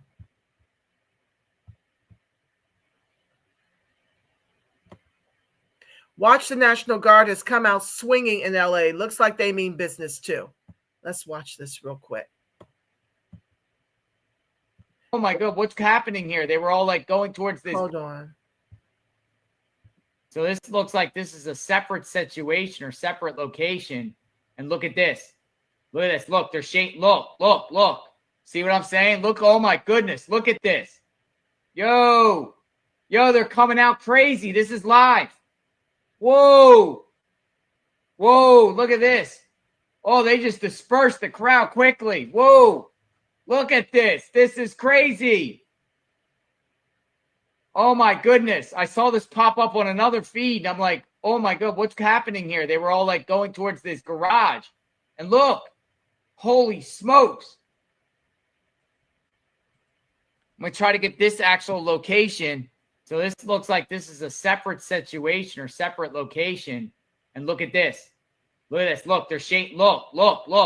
See what I'm saying? Look, oh my goodness. Look at this. Yo, they're coming out crazy. This is live. Whoa, look at this. Oh, they just dispersed the crowd quickly. Whoa, look at this. This is crazy. Oh my goodness. I saw this pop up on another feed. I'm like, oh my God, what's happening here? So I'm closing that one out. This is what we voted for. And now you see why. I hope you have a bigger understanding because, see, oftentimes many of our people don't understand because it's not happening to them. They're not living in a place where they've been displaced, where they've been forced out, where they can't get work. And even when they do, it's not making a California wage. So when you don't know this firsthand, you don't get what's happening down here. And you do things like my sister crash out over the illegals without knowing the full story of how we got here. Let me continue. It's going down.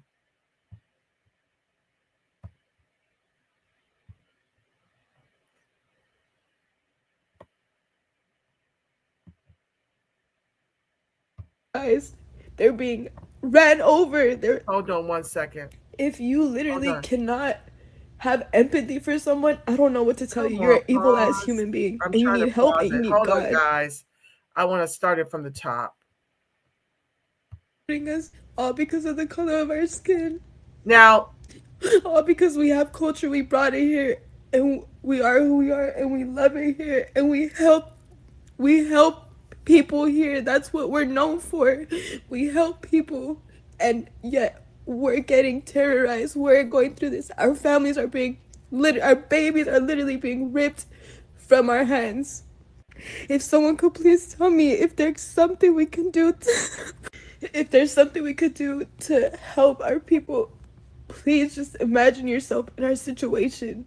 Imagine your people are being terrorized. They're being ran over. If you literally cannot have empathy for someone, I don't know what to tell you. You're an evil ass human being and you need help and you need God. You have no heart, and hell, there's a special place in hell for you. Karma is real and God will take care of them. This is so heartbreaking. I don't know what we could do to help. I feel so helpless. I just want to help with something. I just want this to end. I just want there to be peace like there was peace. I just want that. That's all I want for us. Peace for who? This is what the Negro has been experiencing from the time we were colonized here, and then some of us brought over here on slave ships. How have you helped? I ran down a litany of things that they don't give a damn about. They don't care that our people struggle to find work. They don't care that they got people in position to deny our people housing vouchers. I've shared with you video of Maxine Waters laughing at the people and telling them to go home when they came down for Section 8 housing vouchers. They don't care about the war on drugs and poverty that's been leveled at our people, and why we've got more single parented homes being ran and our men have been removed from the family, denying him jobs, taking down signage at different construction sites to make sure our men don't know who to contact to get employment. They don't care nothing about that. They want to talk about they're targeting us because of the color of our skin. Most Latinos are white Tinos. They're just getting their wigger wake-up call. How long have we been trying to tell them that these Ellis Island glacier donkeys nor the antebellum glacier donkeys are your friends? But you chose to get in bed with them. You chose to get in bed with them and to really pump up the volume on your hate for the Negro. That's what I've been making the case for all evening, showing you guys better than I can tell you what's happened here in LA. These are the kinds of people they import. And then they want to cry white Becky and Karen tears and talk to us about karma. We don't want to hear anything about karma. We're living everything you just described and have been since forever. Our babies have been separated from us since these white folks landed on us.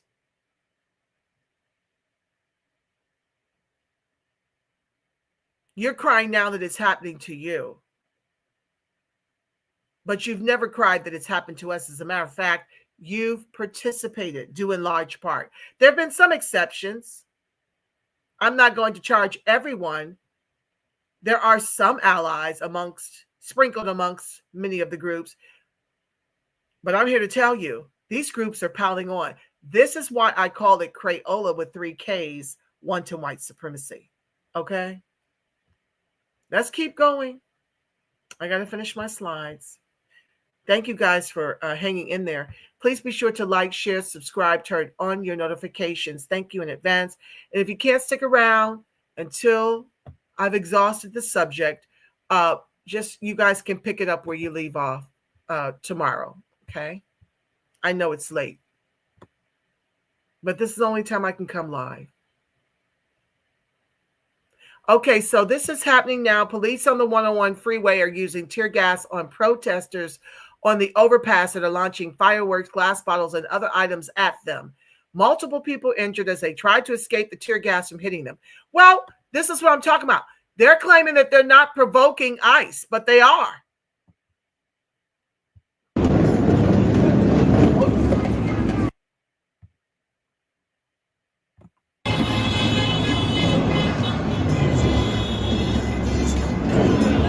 Look at all that debris in the ground. So they're throwing this to the ICE. He's got a Russian flag.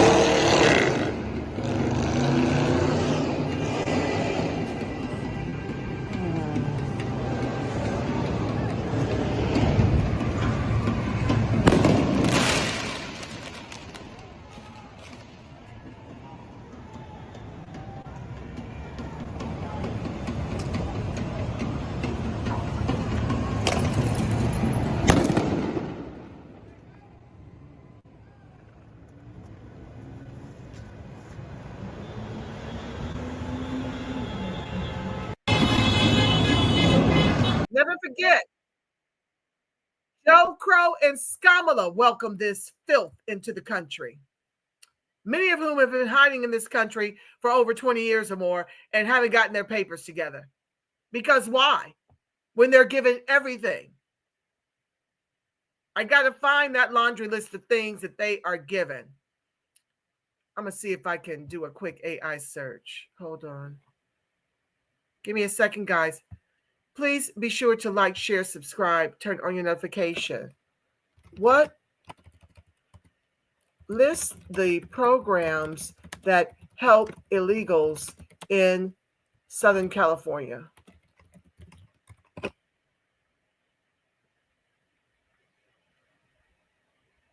It's searching, y'all.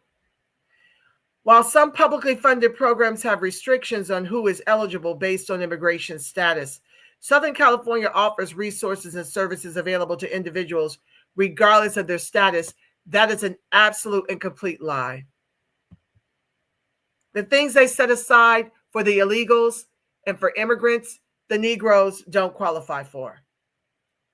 Health care, food and nutrition, housing assistance, legal aids and services, financial assistance, other supportive services.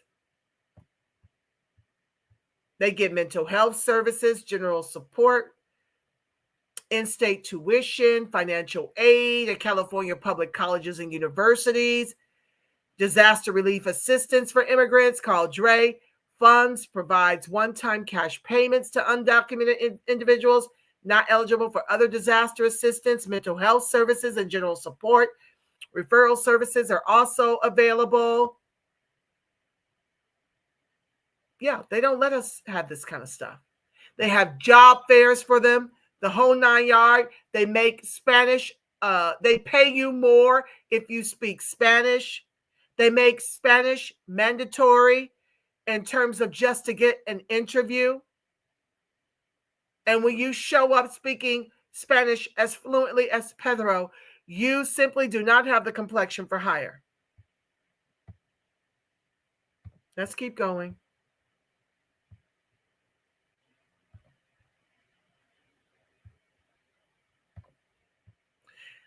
President, we're asking you to come do this. Newsom is aiding and abetting illegals. Just in, Gavin Newsom says the illegals rioting in the streets are just trying to live their lives and pay taxes at our expense. I shared with you yesterday in yesterday's video that they spend $31 billion annually on these illegals, while they only return $8.5 billion in what's supposed to be $11 or less per hour jobs in the orange groves. How we're subsidizing all of this. We're paying for this. And yet he's challenging President Trump to arrest him. Please arrest his ass. That's what I'd like President Trump to do. Let's just get it over with, he says. Let's listen to this punk who's destroyed California with this nonsense. Trying to destroy us, he's destroyed the state. We got to flip it red. Get your hands off these poor people. They're just trying to live their lives, man. Trying to live their lives, paying their taxes. Been here 10 years. The fear, the horror. The hell is this guy? Come after me, arrest me. Let's just get it over with. Tough guy. You know, I don't give a damn. But I care about my community. I care about this community. The hell are they doing? These guys need to grow up. They need to stop. And we need to push back. And I'm sorry to be so clear, but that kind of bloviating is exhausting. So, Tom, arrest me. Let's go. The perception is that... Get your hands off these please come arrest people. His ass since he's asking to be arrested. This is the same man who spent, I want to say, $150 million on defense for these illegals, while setting aside $12 million for reparations for an agency to be established for us to determine genealogy. Like I said earlier, you don't need any tools to determine that. But in the interim, he's been colluding with the California Black Legislative Caucus to make sure they take away the $12 million that they gave for that agency to be established. At least 6 million is going to the CSUs. I think I said USCs yesterday. That was a mistake. The Cal State universities, who don't even have a genealogy team. There's no start and no end date. They've literally voted to give 6 million of that 12 million that was earmarked for our agency to the CSUs, who don't have a genealogy department with no start and end date, to study what tool they're going to utilize to study our genealogy once the agency is established, which we know cannot be established on a measly $6 million. They've crippled our ability to establish that agency when we don't need genealogy at all. If your birth certificate says Negro, you descend from the emancipated. If it doesn't say Negro, surely your mom says Negro or your grandmom says Negro. 6 million of 12. Newscomb. And what he's doing, that was just a whole little campaign speech. He's president, and it's up to us as Negroes to defeat him the way we defeated Skamala, to defeat Wes Moore the way we defeated Skamala, to defeat Stephen A. Smith the way we defeated Skamala. I'm going to make those cases. It's coming.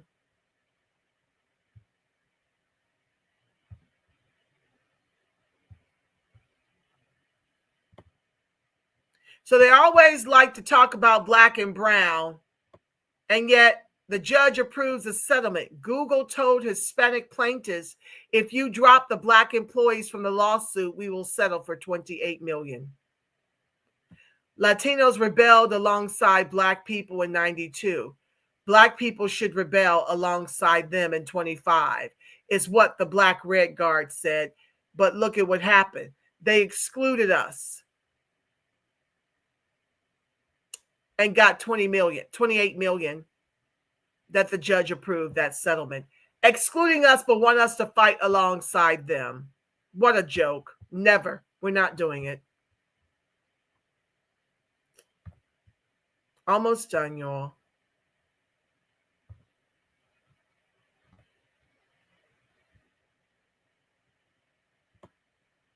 So, tensions rise in LA as police declare unlawful assembly. Tensions, oh Lord, mounted in LA on Sunday afternoon. Let's see. I like to just do the videos and get it over with.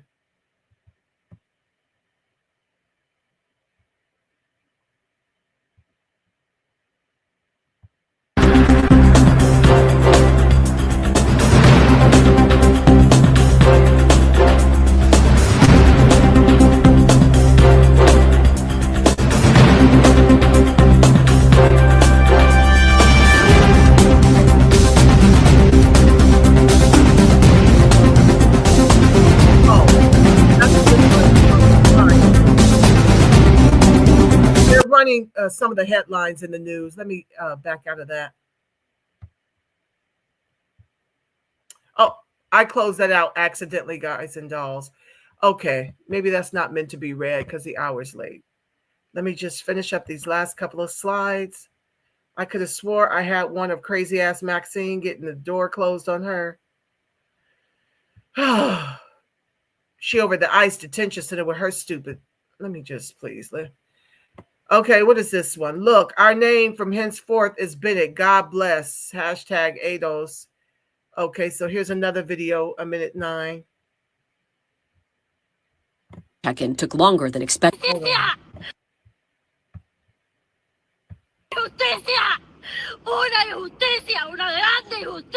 Yanet Correa screams injustice after her husband was placed on an expedited deportation order after showing up to his immigration check-in in Miami. The detentions are not only creating panic and fear, but Correa's immigration attorney tells NBC6 it's also creating confusion. Immigration court attorney Antonio Ramos tells us this is now the new normal. As the detention of immigrants with what's known as the I-220A form continues, Ramos explained what's been happening inside the court. People get in front of the judge. The DHS offered dismissal of the case, And I have to make a parenthesis because dismissal of the case in the previous administration, people saw it as a good thing because they're not going to be arrested. So a lot of people accept the dismissal.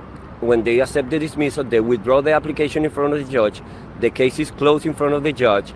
They are literally in a legal limbo and they can be detained. Julissa Hernandez panicked when she saw that her husband's check-in took longer than expected. Her husband was eventually released, but now she's worried about what will happen to her when she shows up for her own immigration check-in next week. Yeah, because you're not here on asylum. How can you be an asylum seeker when you skipped over 5,000 countries just to get over here? You're here for the giveaways that Joe Crow and Skamala willingly gave to you, as well as the governors of all these other demon radically ran cities and states. So the day of reckoning is here. The ancestors are with us and working it all out.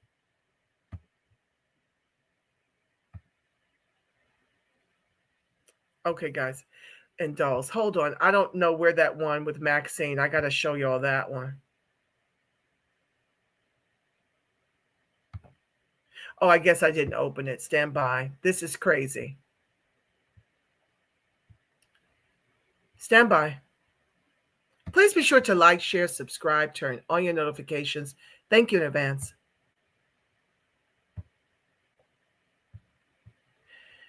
Okay, so Honest Moment says Angela Stanton King. Hold on. I didn't start paying attention to politics until Obama. Me too. But ever since I have, I've noticed a pattern.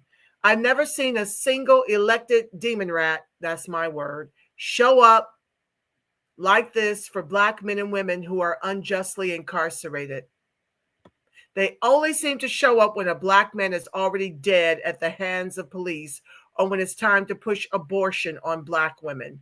Case in point, Tory Lanez, he was nearly killed, stabbed 14 times by an MS-13 gang member. Both lungs collapsed, and yet not one Black demon rat has spoken up for him. Ask yourself, who are they really fighting for? Because it's clearly not us. Time to vote them out and bring in the real ones.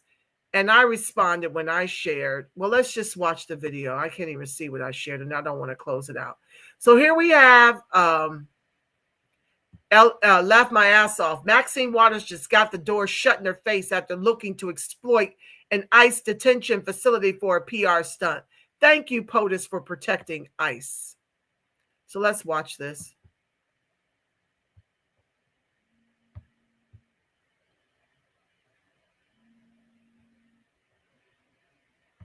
I want you to, hello, Congresswoman Waters. I just came to use my congressional authority to check on baby. We have a lobby securely now to all visitors. Excuse me, I need to get in. Contact our public apparel. I need to get in.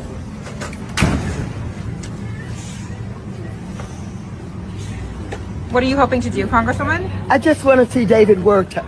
Right. 6, 7. Would a congressperson normally be able to enter the... Normally, yes. What is happening here? Well, there were some of the authorities, I don't know who they were, and I'm trying to get in to see David Werta, who they have arrested. He is the head of SEIU local union here. I don't know why he was targeted. I don't know what they're doing with him. I don't know whether they're going to deport him. I want to report back to my caucus about... I want you to... Hello. Why I am imploring upon us to protest vote against these crash out demon rats, traitorous. That's what I think I wrote. Let me see what I wrote. Yeah, I wrote something to the effect of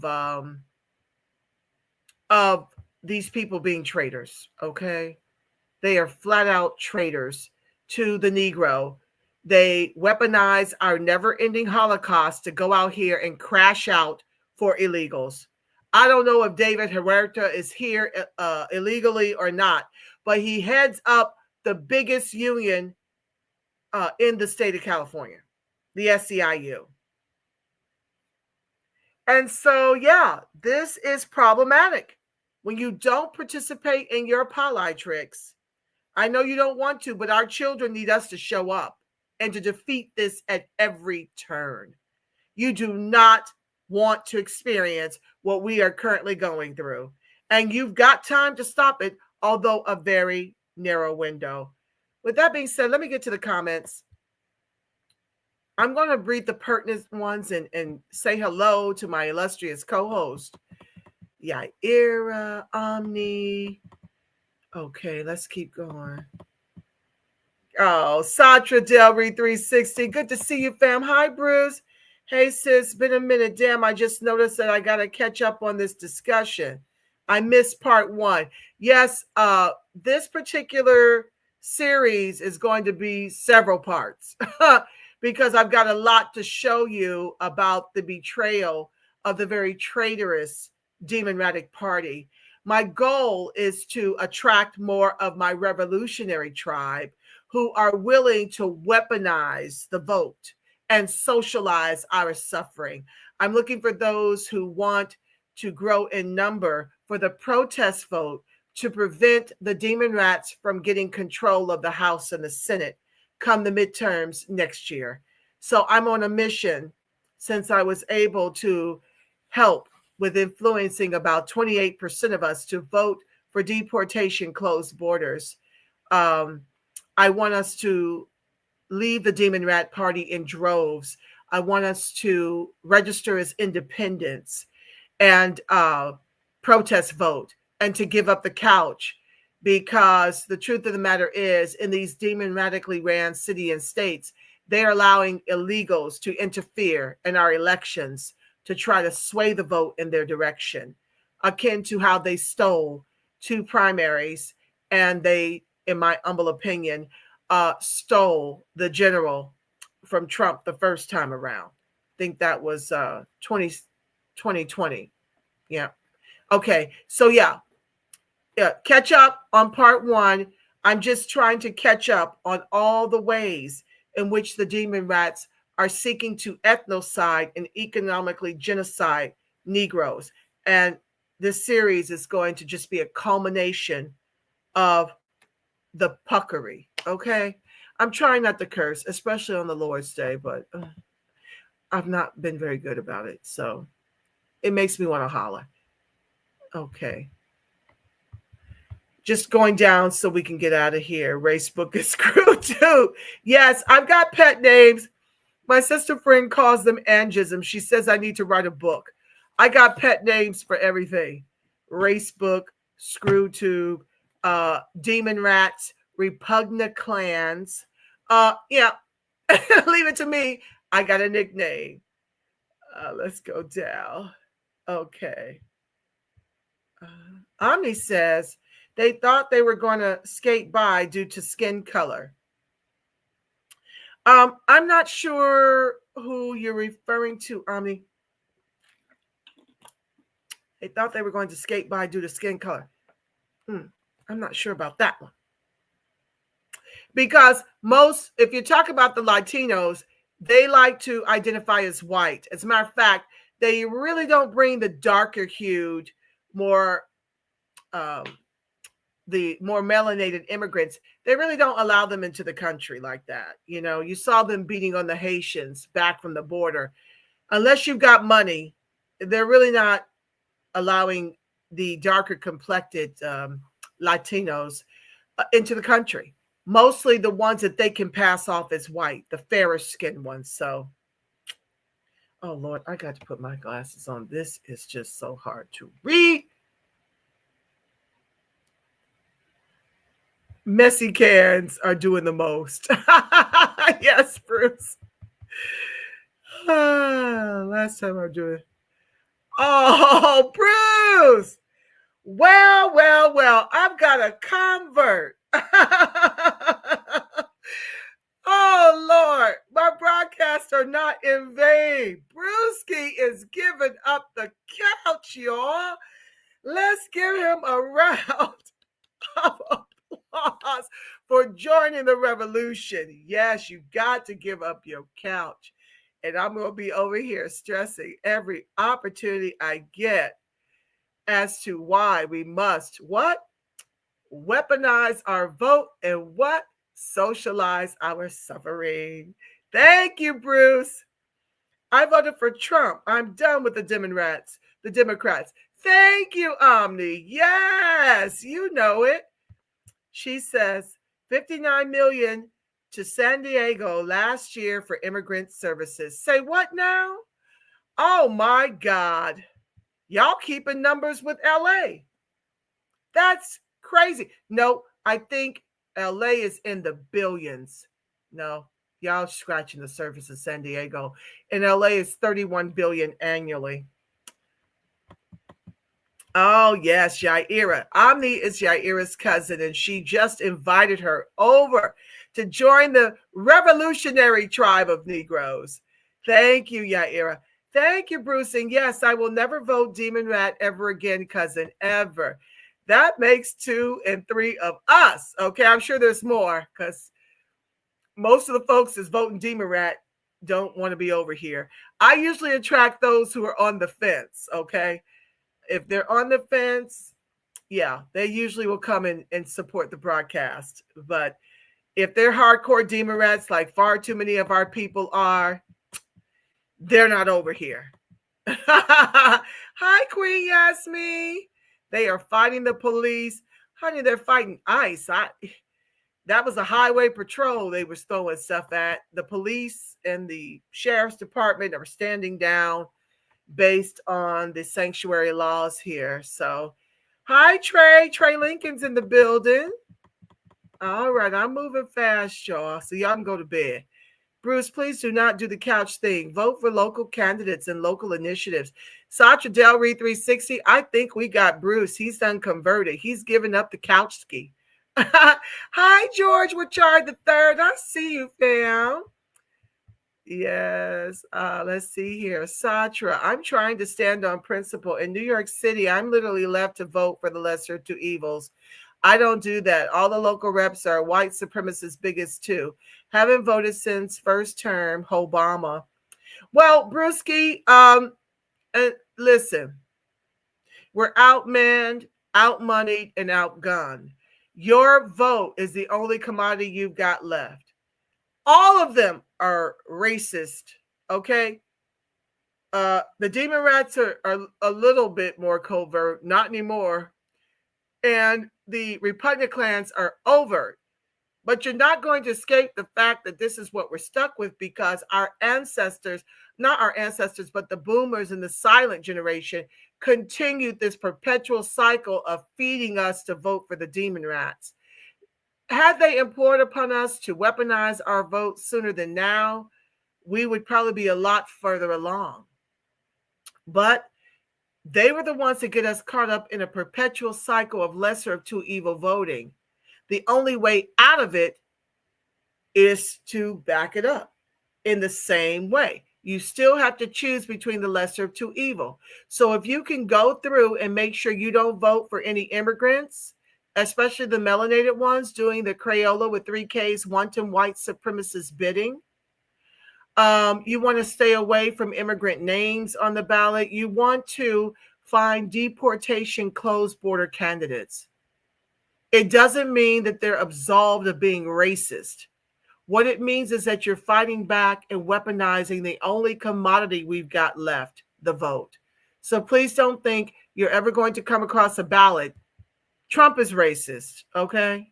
But he was the only one offering deportation closed borders. And what I did with the rest of my local stuff, I made sure they were either repugnant clan, because most repugnant clans, not the rhino ones with all the money and stuff, you got to even really research that. But for the most part, the repugnant clans here in California are opposed to open borders. They want deportation closed borders. So they get my vote. And when I don't know which side they're on, like the judges and things of that nature, I make sure I steer away from immigrant sounding names. I just had to boil it down to that because I don't know if they're a Demon Rat or a repugnant clan at that point because they're not stating on the ballots. But we must show up, or more of what you're seeing happening in California, it's going to come to what's left of the Black communities throughout the nation. It's encroaching on the South. North Carolina, South Carolina, Mississippi, Alabama, Atlanta, Tennessee. Oh, yeah, we got to push back. And that's the only way to do it if you don't want to go to jail. ScrewTube without a premium subscription is becoming unbearable. Bruce, I had to do the premium. I cannot stand the commercials. It's nauseating. Hi, Mary Lee. Our people don't learn or listen. Then why? Yeah, that's what I can't stand either. They love to whine and complain and wail and gnash their teeth the loudest. But when you're telling them, I'm living what I'm trying to help you prevent from enduring because it's not on their doorstep, they don't believe the fat meat is greasy till they see it frying. Now they're wailing and gnashing their teeth at every city council meeting they got time to show up at. But I think it's changing, Mary Lee. Keep hope alive. The tide is turning. More people are actually, in fact, ascribing to the weaponization of the vote. People like Bruce have promised and committed to giving up the couch. That's what I'm here. I'm trying to convert our people until we can get our people elected. The challenge with that is the demon rats and the repugnant clans have all the money, so they can just kind of buy elections. But we still must run anyway. And until we get a congressional black caucus or a freedman caucus representative of the Negro that only represents the interests of the Negroes, we have to weaponize our vote. They vote and raise money for Skamala. Oh, yes. I don't buy from immigrants, and I want for nothing. Very good, Mary Lee. Thank you. Yeah, I've gotten to that place as well, where if it's not Negro, I just won't participate. I'll learn to do it on my own versus allowing them to. It's getting less and less for me as well. It's not totally excluded, but I'm really working on not relying or depending on them at all. As a matter of fact, I've become a 5-star culinary chef because all the cuisine I would otherwise buy from the immigrant groups, I now know with the help of ScrewTube how to prepare these meals for myself. As a matter of fact, I Nirvanify it, and it's even better than the restaurant. I went out one day over to a restaurant in LA to get some, what was it called?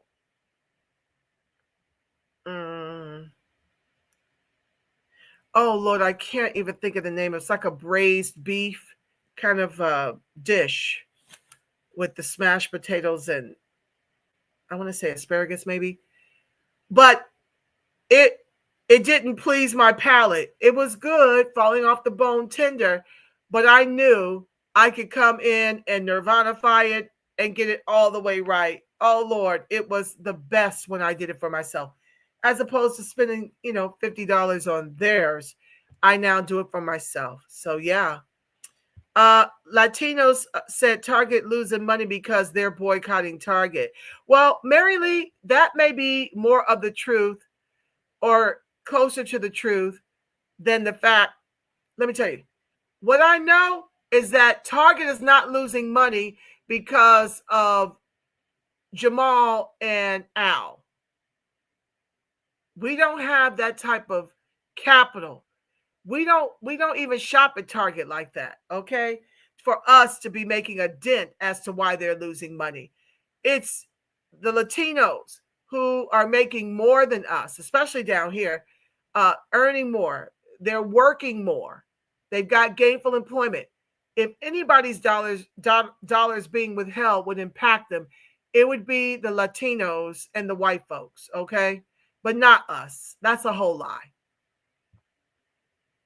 I didn't boycott Target or Walmart. Very good, Mary Lee. I don't blame you. I don't shop at either. I'm an Amazon shopper, but I didn't boycott Amazon. To hell with all that nonsense, okay? Like I said earlier, the boycott is in our communities to drive these immigrants out of business in our communities. But Crooked Al and Crooked Jamal with no discipline would rather have you do these meaningless kind of corporate boycotts where we don't even scratch the surface in how they profit. That's not from us. What we need to do is to take our communities back. And the only way to do that is to boycott all of their stuff. Now, some things you won't be able to, like when they own the gas stations, you're going to need to fuel your car. But in other ways, you can starve them out. Don't go to their food trucks, their liquor stores, their nail salons, their hair stores. Yeah, you can do it. Please don't forget, we get some of the blame also for our people losing in business. Well, that's true. That's true. I was very disappointed in a stylist that I had found for myself. I sent my daughter there and to get her hair dyed, and she left little hot spots, like the color wasn't even throughout. And when I addressed it, she got an attitude with me and bid us adieu. Like she wasn't even trying to hold on to my business. How can I fix it? No customer service whatsoever. So yeah, you're right. We are to blame in some instances. Hold on. Problem with voting in New York is having to choose between two white supremacists. This year's mayoral election may come to white supremacist Cuomo or Adams. See what I mean? A microcosm of what we have to choose from. That put me here on the couch. I get what you're saying, but there's more than just them running, isn't it? Is it just them? I'm talking about there are other people that you've got to deny a seat to. And if you have to choose between Cuomo or Adams, I would choose Adams. Why? Because Trump pardoned him. I would choose Adams in that instance because I think he's running as an independent. What the Demon Rats did to him, to me, is he running as a Democrat? I have to look that up. But I would doubt that he would be running as a Democrat. I like the way he moved ultimately and that Trump got involved. I would think that that would mean that he would be doing more of the Republican bidding than the Demon Rat. So I would give Eric Adams a chance over Cuomo. There's no way I'd put Cuomo in there. Same as San Diego. Okay, let's see. All the housing projects Latinos in LA are running our people out. Culver City also. And those Black families are mothers and children. Yes, Mary Lee, that's what I'm speaking to. That they've been allowed to terrorize us out of our communities, and now they have taken over politically, and we don't stand a chance. We're being driven out of the place we love. We love California, love the weather, the beauty of the place, but the government has weaponized immigration against us to economically genocide us and to kick us out. She goes on to say, Torrance, California, same thing happens, and they will spray paint racial slurs on your house. When they outnumber, you get out. Yes, Mary Lee. We're always outnumbered, said Omni. Yeah, well, in the state of California, we are. We lost the war down here. At one time, we weren't out here. Yeah, there was at one time when we were the majority, but this is by design. 3%, damn, yes. When you exclude the melanated immigrants, we are around 3%, maybe 3.5 at the most. But that's another problem. They won't delineate. They refuse to give us delineation. Now, we were able, as CJAC was able to get, that's a grassroots organization here that I was once affiliated with. I do send them donations to keep up the great work, but they were able to get delineation, but only in the public sector. And I really don't know what's come of it. I'm going to have to research and report back to you, but it's almost too little too late. We just don't have the numbers down here anymore. It's sad. Omni says, I remember some neighborhoods were primarily melanated, but they have dispersed. We really don't have any more communities here. That's very true. Omni, I know that you're in San Diego. Here in Los Angeles, we do. We still have Inglewood, although we're being priced out and the taxes are going through the roof. But yeah, when you look up, it's mostly Hispanic. I call LA and California at large. Well, not at large because, you know, up in the Bay Area, it's more Asian. Down here in Southern California, it's more Hispanic, Latinos and Mexicans. I call this Little Mexico. Native Californians know you stay out of East LA. Isn't that something? Yeah, you're going to wake up dead if you don't. I remember when the shift happened in the late 90s and early 2000s too. It's like they collectively decided to disconnect from the melanated community. I don't know about disconnect. If you're talking about the immigrants on the goal has always been to take California back. This used to be Mexico, and they sold it for pennies on the dollar, and now they want it back. And that's always been the goal. And our government, just like how they bombed our Black Wall Streets all over the country, how they've redlined us, how they've taken our properties by eminent domain, how they did anything to keep the Negro down, any and everything. Well, they're weaponizing immigration against us to economically genocide us and to drive us out of the state of California. And now what's happened in California is happening nationwide.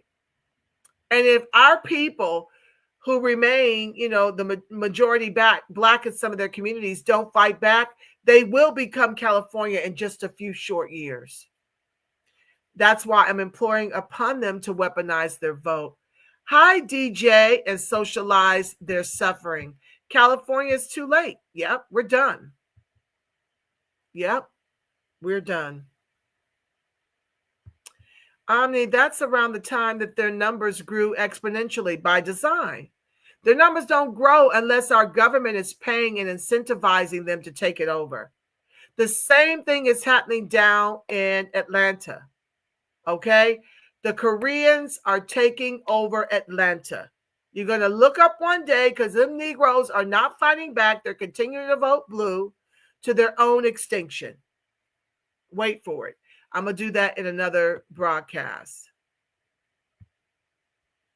Omni says, I don't want to leave Cali, but I know my roots are in the East and in the South. Yes, Omni. We're hanging on, you know, but it's difficult if you're not earning over 6 figures a year. Stuff like that been happening in Cali since the late 90s. That's correct, DJ. I remember they were having lots of kids to get welfare. Yes, and still are.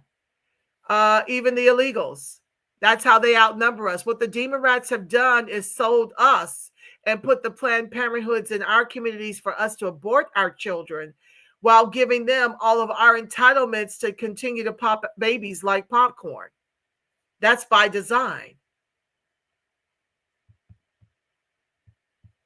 Well, I thought it was to get welfare. I see now what it really was and is. Yeah. I mean, when you're selling Negroes on aborting their babies and selling them on gender wars and selling them on interracial sexual access, selling them on LGBTQ agendas. This is the way you ethnocide an entire lineage and our justice claim. We must fight back with the only commodity we've got left, our vote. Mary says, I moved back to California in 98. I thought I was in Mexico. What brought you back, Mary? Lord have mercy. If I had left, I'd have never come back other than for a visit. They had one of our men go to Sweden to teach them how to sing.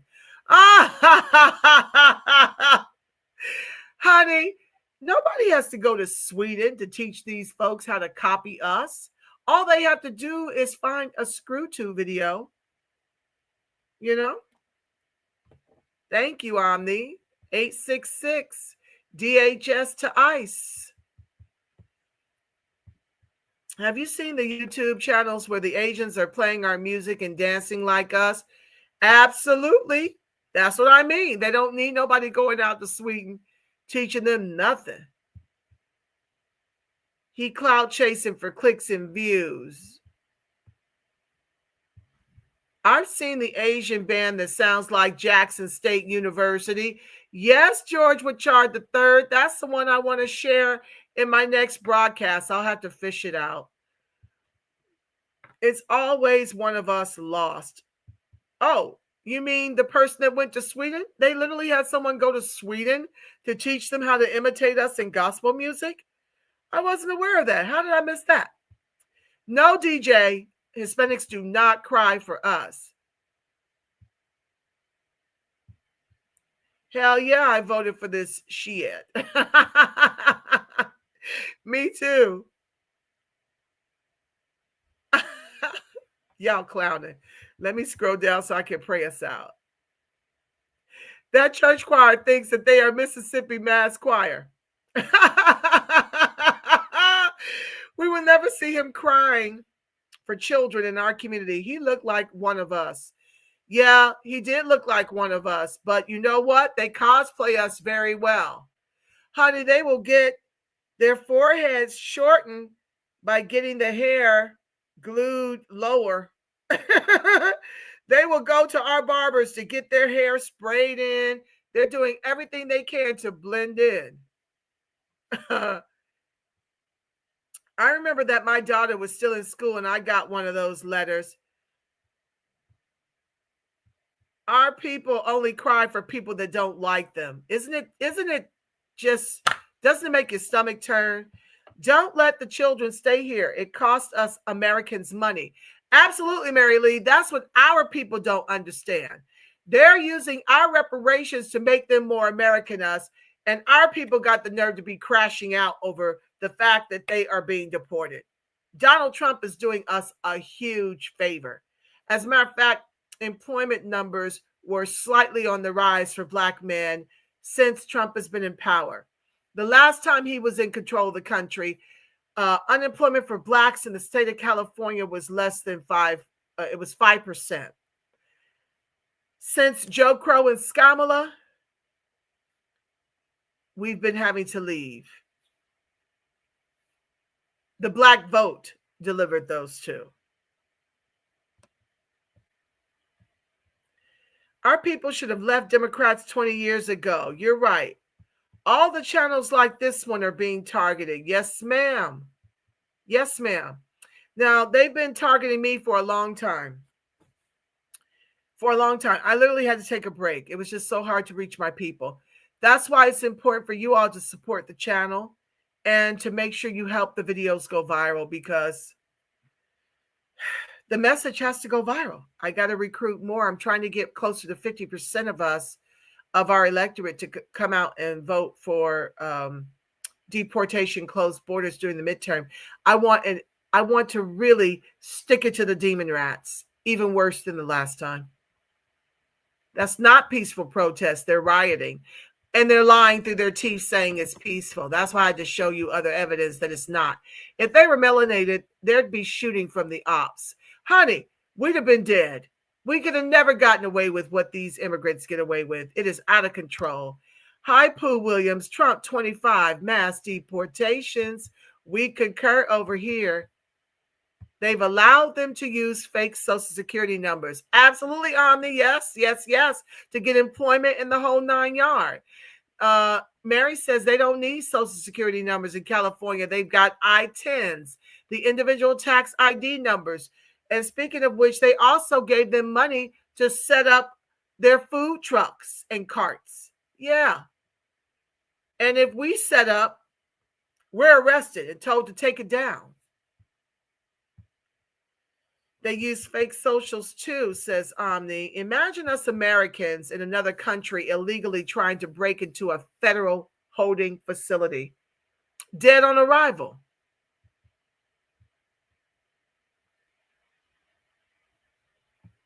All I want is for you people to go home. Is she really even crying? Right. I didn't really see any tears. Legal Mexicans want them to go home too. Yes, I want a moratorium on mass immigration, deportation, closed borders. We need all of it. Deport. no job, don't have kids. What's so great about Mexico? If they're crying not to go back home while waving their foreign flags. Exactly, Bruce. That's just for the cameras. I was having a conversation with one of my immigrant friends, she who was talking crap about Trump and the deportations here. We were just at an event. And I'm like, so why are y'all still here? Y'all got so much crap to talk about Americans, talk about our American way of life. But I don't see none of y'all catching flights. All y'all doing is catching feelings and talking down and denigrating Trump for trying to make America first. It's never been great for the Negro. So I'm not going to say make America great again. Make America great for the very first time for the Negro is what it should be. But as Americans, we fall under that umbrella of who he's fighting for. So, they will complain, they will fly their foreign flags, and then they will sit up here and actually stay. Even as their wives and their husbands are being deported. They're crying, ooh, ooh. That's all they're doing. They're not trying to leave here, even when their loved ones are being deported. There's no such thing as black and brown. That's a whole bill of goods that we've been sold for way too long. But they just F-A-F-O. We ain't out there getting tear gas and having rubber bullets, shot into our bodies. And you don't see, of all the videos I showed you, you don't see the Negroes out there. This is retribution. This is the ancestors whooping that ass. Okay? And we are sitting back and resting. If there's any couch you need to be voting for, it's a couch to not get involved. Sit back, relax, do a couple of line dances, and enjoy yourself as the country falls like Rome. Who cares? It shall not come near us as long as they've been trying. We already got our karma for mucking around with Pilly. I don't know what that means. Politics. Yeah, absolutely. EBT, Medi-Cal. They even have a home buyers program for the farm workers where they only pay 30% of their income for mortgages. They commit crimes, get deported, and come right back. Absolutely, they do. And like I said on yesterday's broadcast, until you punish the corporations with 3Ks, until they start to fill it in their profits in their pockets, until they start doing jail time, it's just going to be a revolving door with every change of guard in the White House, Joe. They can pay taxes in their home countries. It is absolute treason. He's a cartel puppet. Are you talking about new scum? I agree with that. Hey, Ivy Dreams. Someone call her Mad Max.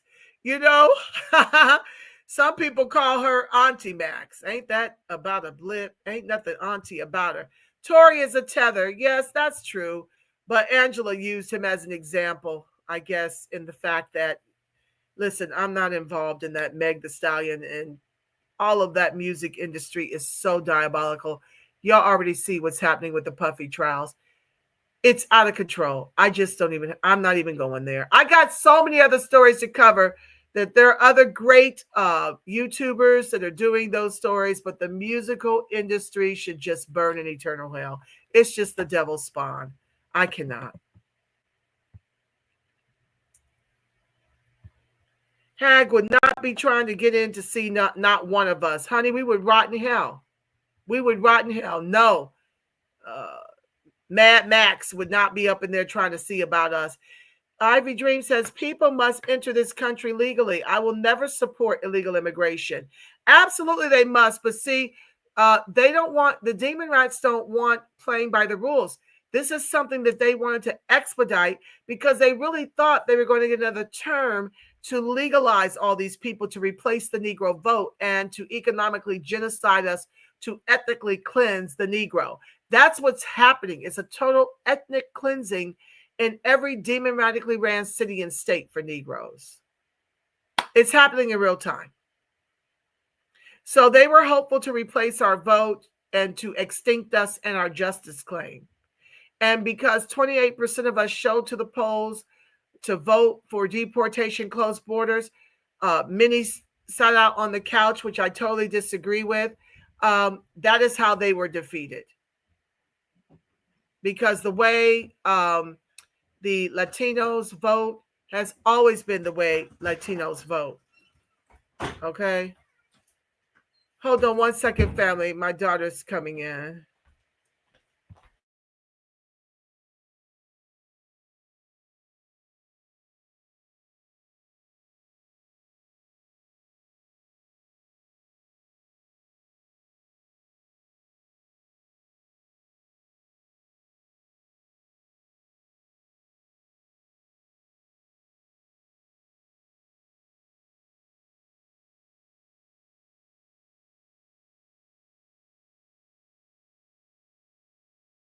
Thank you. People, yes. This is why they brought in so many. It was truly to upend the Negro, to put a final nail in our coffin nationwide in every democratically ran city and state. And we defeated them at the polls. Thank God for that. And prayerfully, that's my goal, is to encourage us with these stories that I share with you here, to encourage us to continue to keep our foot on the demon rat neck and never let them get in control again for what they've done to our collective. Yeah, she's off cold. She's a demon rat shield, coon. If he's not illegal, he was arrested for interference and there will be charges. I pray so. Yeah, I don't know if he's legal or not, the way they allow them to join the workforce and do all manner of things. But he is in charge of a very large union, the SCIU down here. Now that these Latinos are waking up a bit to white supremacy, won't they be a problem if they turn their support to the Democrats so they can reopen the immigrant floodgates? Well, Brewski, a lot of the Latinos actually voted for Trump. They are as opposed to illegal immigration as we are, because they understand how they drove us out of our position. They don't want the illegals coming and driving down and replacing them in their jobs. Okay? They don't want what they did to us to happen to them from these new illegals. So it'll be interesting to see. I still believe it'll be split. I don't believe that just because the ones you see welling and gnashing their teeth, that the majority of them are now opposed to their vote for Trump. See, Trump didn't miss words. He didn't say he was only going to get rid of the hardened criminals. He said that illegals being in this country is the crime. So a lot of Latinos knew what they were voting for. I've aired some of that video here in prior broadcast. So I don't know if they're going to get in bed with the demon rats, because I believe that they are angry with the demon rats for not finding a way to make a lot of them citizens, especially DACA recipients, thanks to Obama, right? So they're angry with the demon rats too, because the demon rats is how we got here, right? Like the demon rats are why all of what you're seeing with ICE is occurring. The demon rats did nothing to give them protections while they were in power. And that's why they're undergoing what they're undergoing now. So the Latinos feel betrayed as well. They're angry that their tax dollars has been used to subsidize these illegals' American way of life as well. They're angry that they had to spend a gang of money to become citizens, while Skamala and Joe Crow just flung the borders open for them to walk in easy breezy, lemon squeezy. So I don't know that we can count them out. I hear what you are saying about voting selections, but finding candidates here that weren't immigrants nor supported immigrant policies here was impossible, especially the so-called Black candidates. I feel you, Brewski. It is an uphill battle. I mean, even here as well, I get your concerns. And I guess in that instance, you may not have a choice but to vote the couch. But like here, we had choices, and yet people still voted the couch, okay? So I get what you're saying, where that's concerned. Yeah, that would be tough. If I didn't have anything to choose from, I would just single out those I could cast a vote for. I don't know if that's possible in New York. Adams is running as an independent, but is still partial to sanctuary city status for New York City. He's a confused Negro puppet. Is Adams Negro? I thought he was immigrant. Yes, Ivy Dreams, very true. We still have Ladera Heights and Baldwin Hills. Very true. And the ATL, the Koreans, are there because our people spend money with them. That's why I'm imploring upon them to boycott, because they're spending money with them, and then they're going to take it over and do to the Blacks in Atlanta what the Latinos have done to the Blacks in LA, California. The Latinos are moving from the east, and the whites are moving in from the west.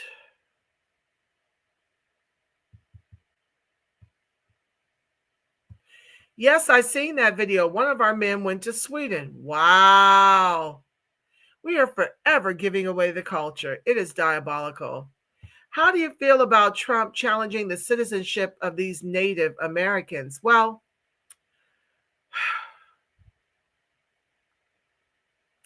I don't know which Native Americans you're referring to, George Woodchard III.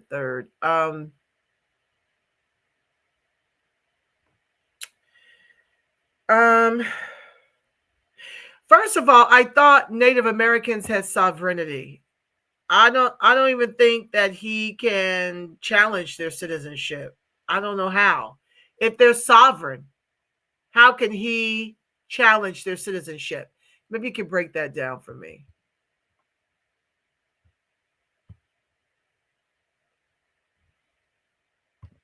Those aren't even the real Mexicans. Those Mexicans are mestizos. I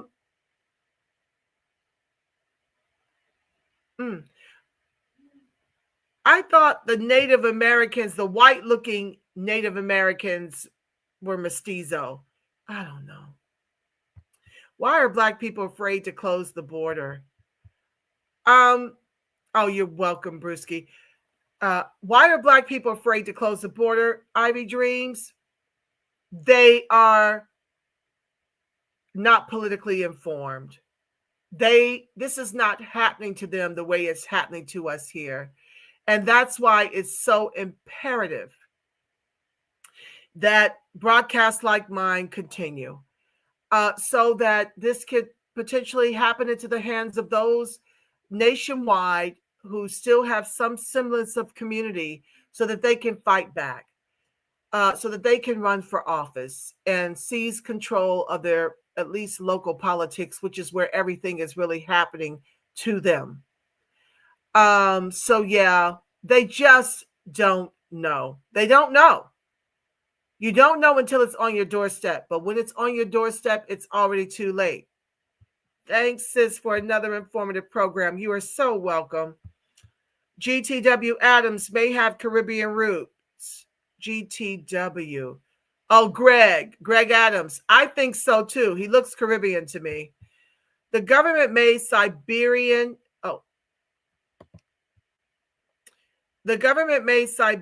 Euro-Asians Native Americans. Okay. Thank you for that explanation. With that being said, family, that's my time. It's 11:49, very, very late, especially here, especially on the East Coast, if they're even still up watching. But I want to just put a button on today's conversation that my fight is for Negroes. This channel is about politics through a Negro lens. It's about teaching us to view everything in this country as political, because everything in this country is political, down to who you even marry and have children with. Okay? Everything is political, no exceptions. And I'm here to teach you because my third eye, which is my first eye, was open when Obama failed us for 2 terms after we put him in office for 2 terms. And I want us to really, really wake up before it's too late. I have a lot of confidence and faith in us that as long as I've got voice and the other content creators have voice, that we can defeat the demon rats and we can ultimately get everything we're seeking. But it is going to require defeating demon rats for several election cycles until they're begging us to cut our checks. It's going to require that. This is not no one and done. So you got to lean in. You got to buckle up, buttercups. You got to put the mask on yourselves. The plane is going down. And we need to put the mask on our people, our lineage, continue to enjoy our lives, continue to enjoy our families, and not get in the middle of these immigrants fighting one unto another. Because truthfully, we're the only ones foundational to this country. We were here before the country was formed, and we are the only ones that are not immigrants here. We descend from the emancipated. We are descendants of the emancipated, okay? And yeah, some of us were brought over here on slave ships, but not as many as were already here. So please know who you are. Stand in that. Stay on code. Continue to love one another and to protect one another from the atrocities happening. Help each other out. If you see a family member or friend in need, help your fellow Negro. Help. This is our tribe. We are all we've got. Help your fellow Negro. Feed your fellow Negro. Clothe and house your fellow Negro. You know, akin to how the demon rats were employing upon you to do for illegals, do that for your fellow brother and sister, especially if they're a blood relative. We must step in and help our family members. I'm grateful to my family for helping me in my hour of need. And I'm grateful that I can now be of help to them in their hour of need. We have to be there for each other now more than ever, because our government is doing a full court press. He says descendants of the Mississippian people. Okay. We have to unpack that next time. But yeah, you can see what the government is doing with full intent and have been doing. This isn't new. Okay. We've been enduring their atrocities and we're still here. And we're not going anywhere because we've got the favor of God on our lineage. We've got the ancestors fighting for us, fighting the good fight for and with us. We are our ancestors, the ones who fought back. And with that being said, I'm not going to belabor. Let me read our declare and decree and pray us out. Stand by. I declare and decree that the highest form of righteous judgment is served over all corrupt beings of the government, judicial system, including the police officers, CPS Child Protective Services, judges, attorneys, demon rats, repugnant clans, FBI agents, the CIA, and all personnel working for the U.S. corporation with 3 Ks with wicked intentions.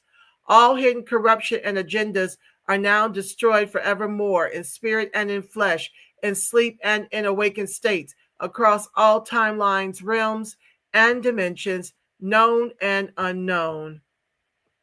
And with that being said, family, the light of God surrounds us, the love of God enfolds us, the power of God protects us, and the presence of God watches over us. Wherever Negro freedmen and its allies are, God truly is, because, family, you are the face of God. Yes, you are the voice of God. You are the body temple of the Spirit of the living God. Until we meet again, family, I'm going to try to come back to you this week. I'm not going to overpromise and underdeliver, but I want you to make it a beautiful, God-inspired rest of your Sunday evening and work week. And until we meet again, family, I'm believing for each and every one of us a ton of peace, peace, love, and reparations, family. Thank you for joining me this evening. I'll be back sooner than you can blink an eye. Okay, family? I love y'all. Negro Freedom Strong. Yes, I do. Good night, family. Thank you.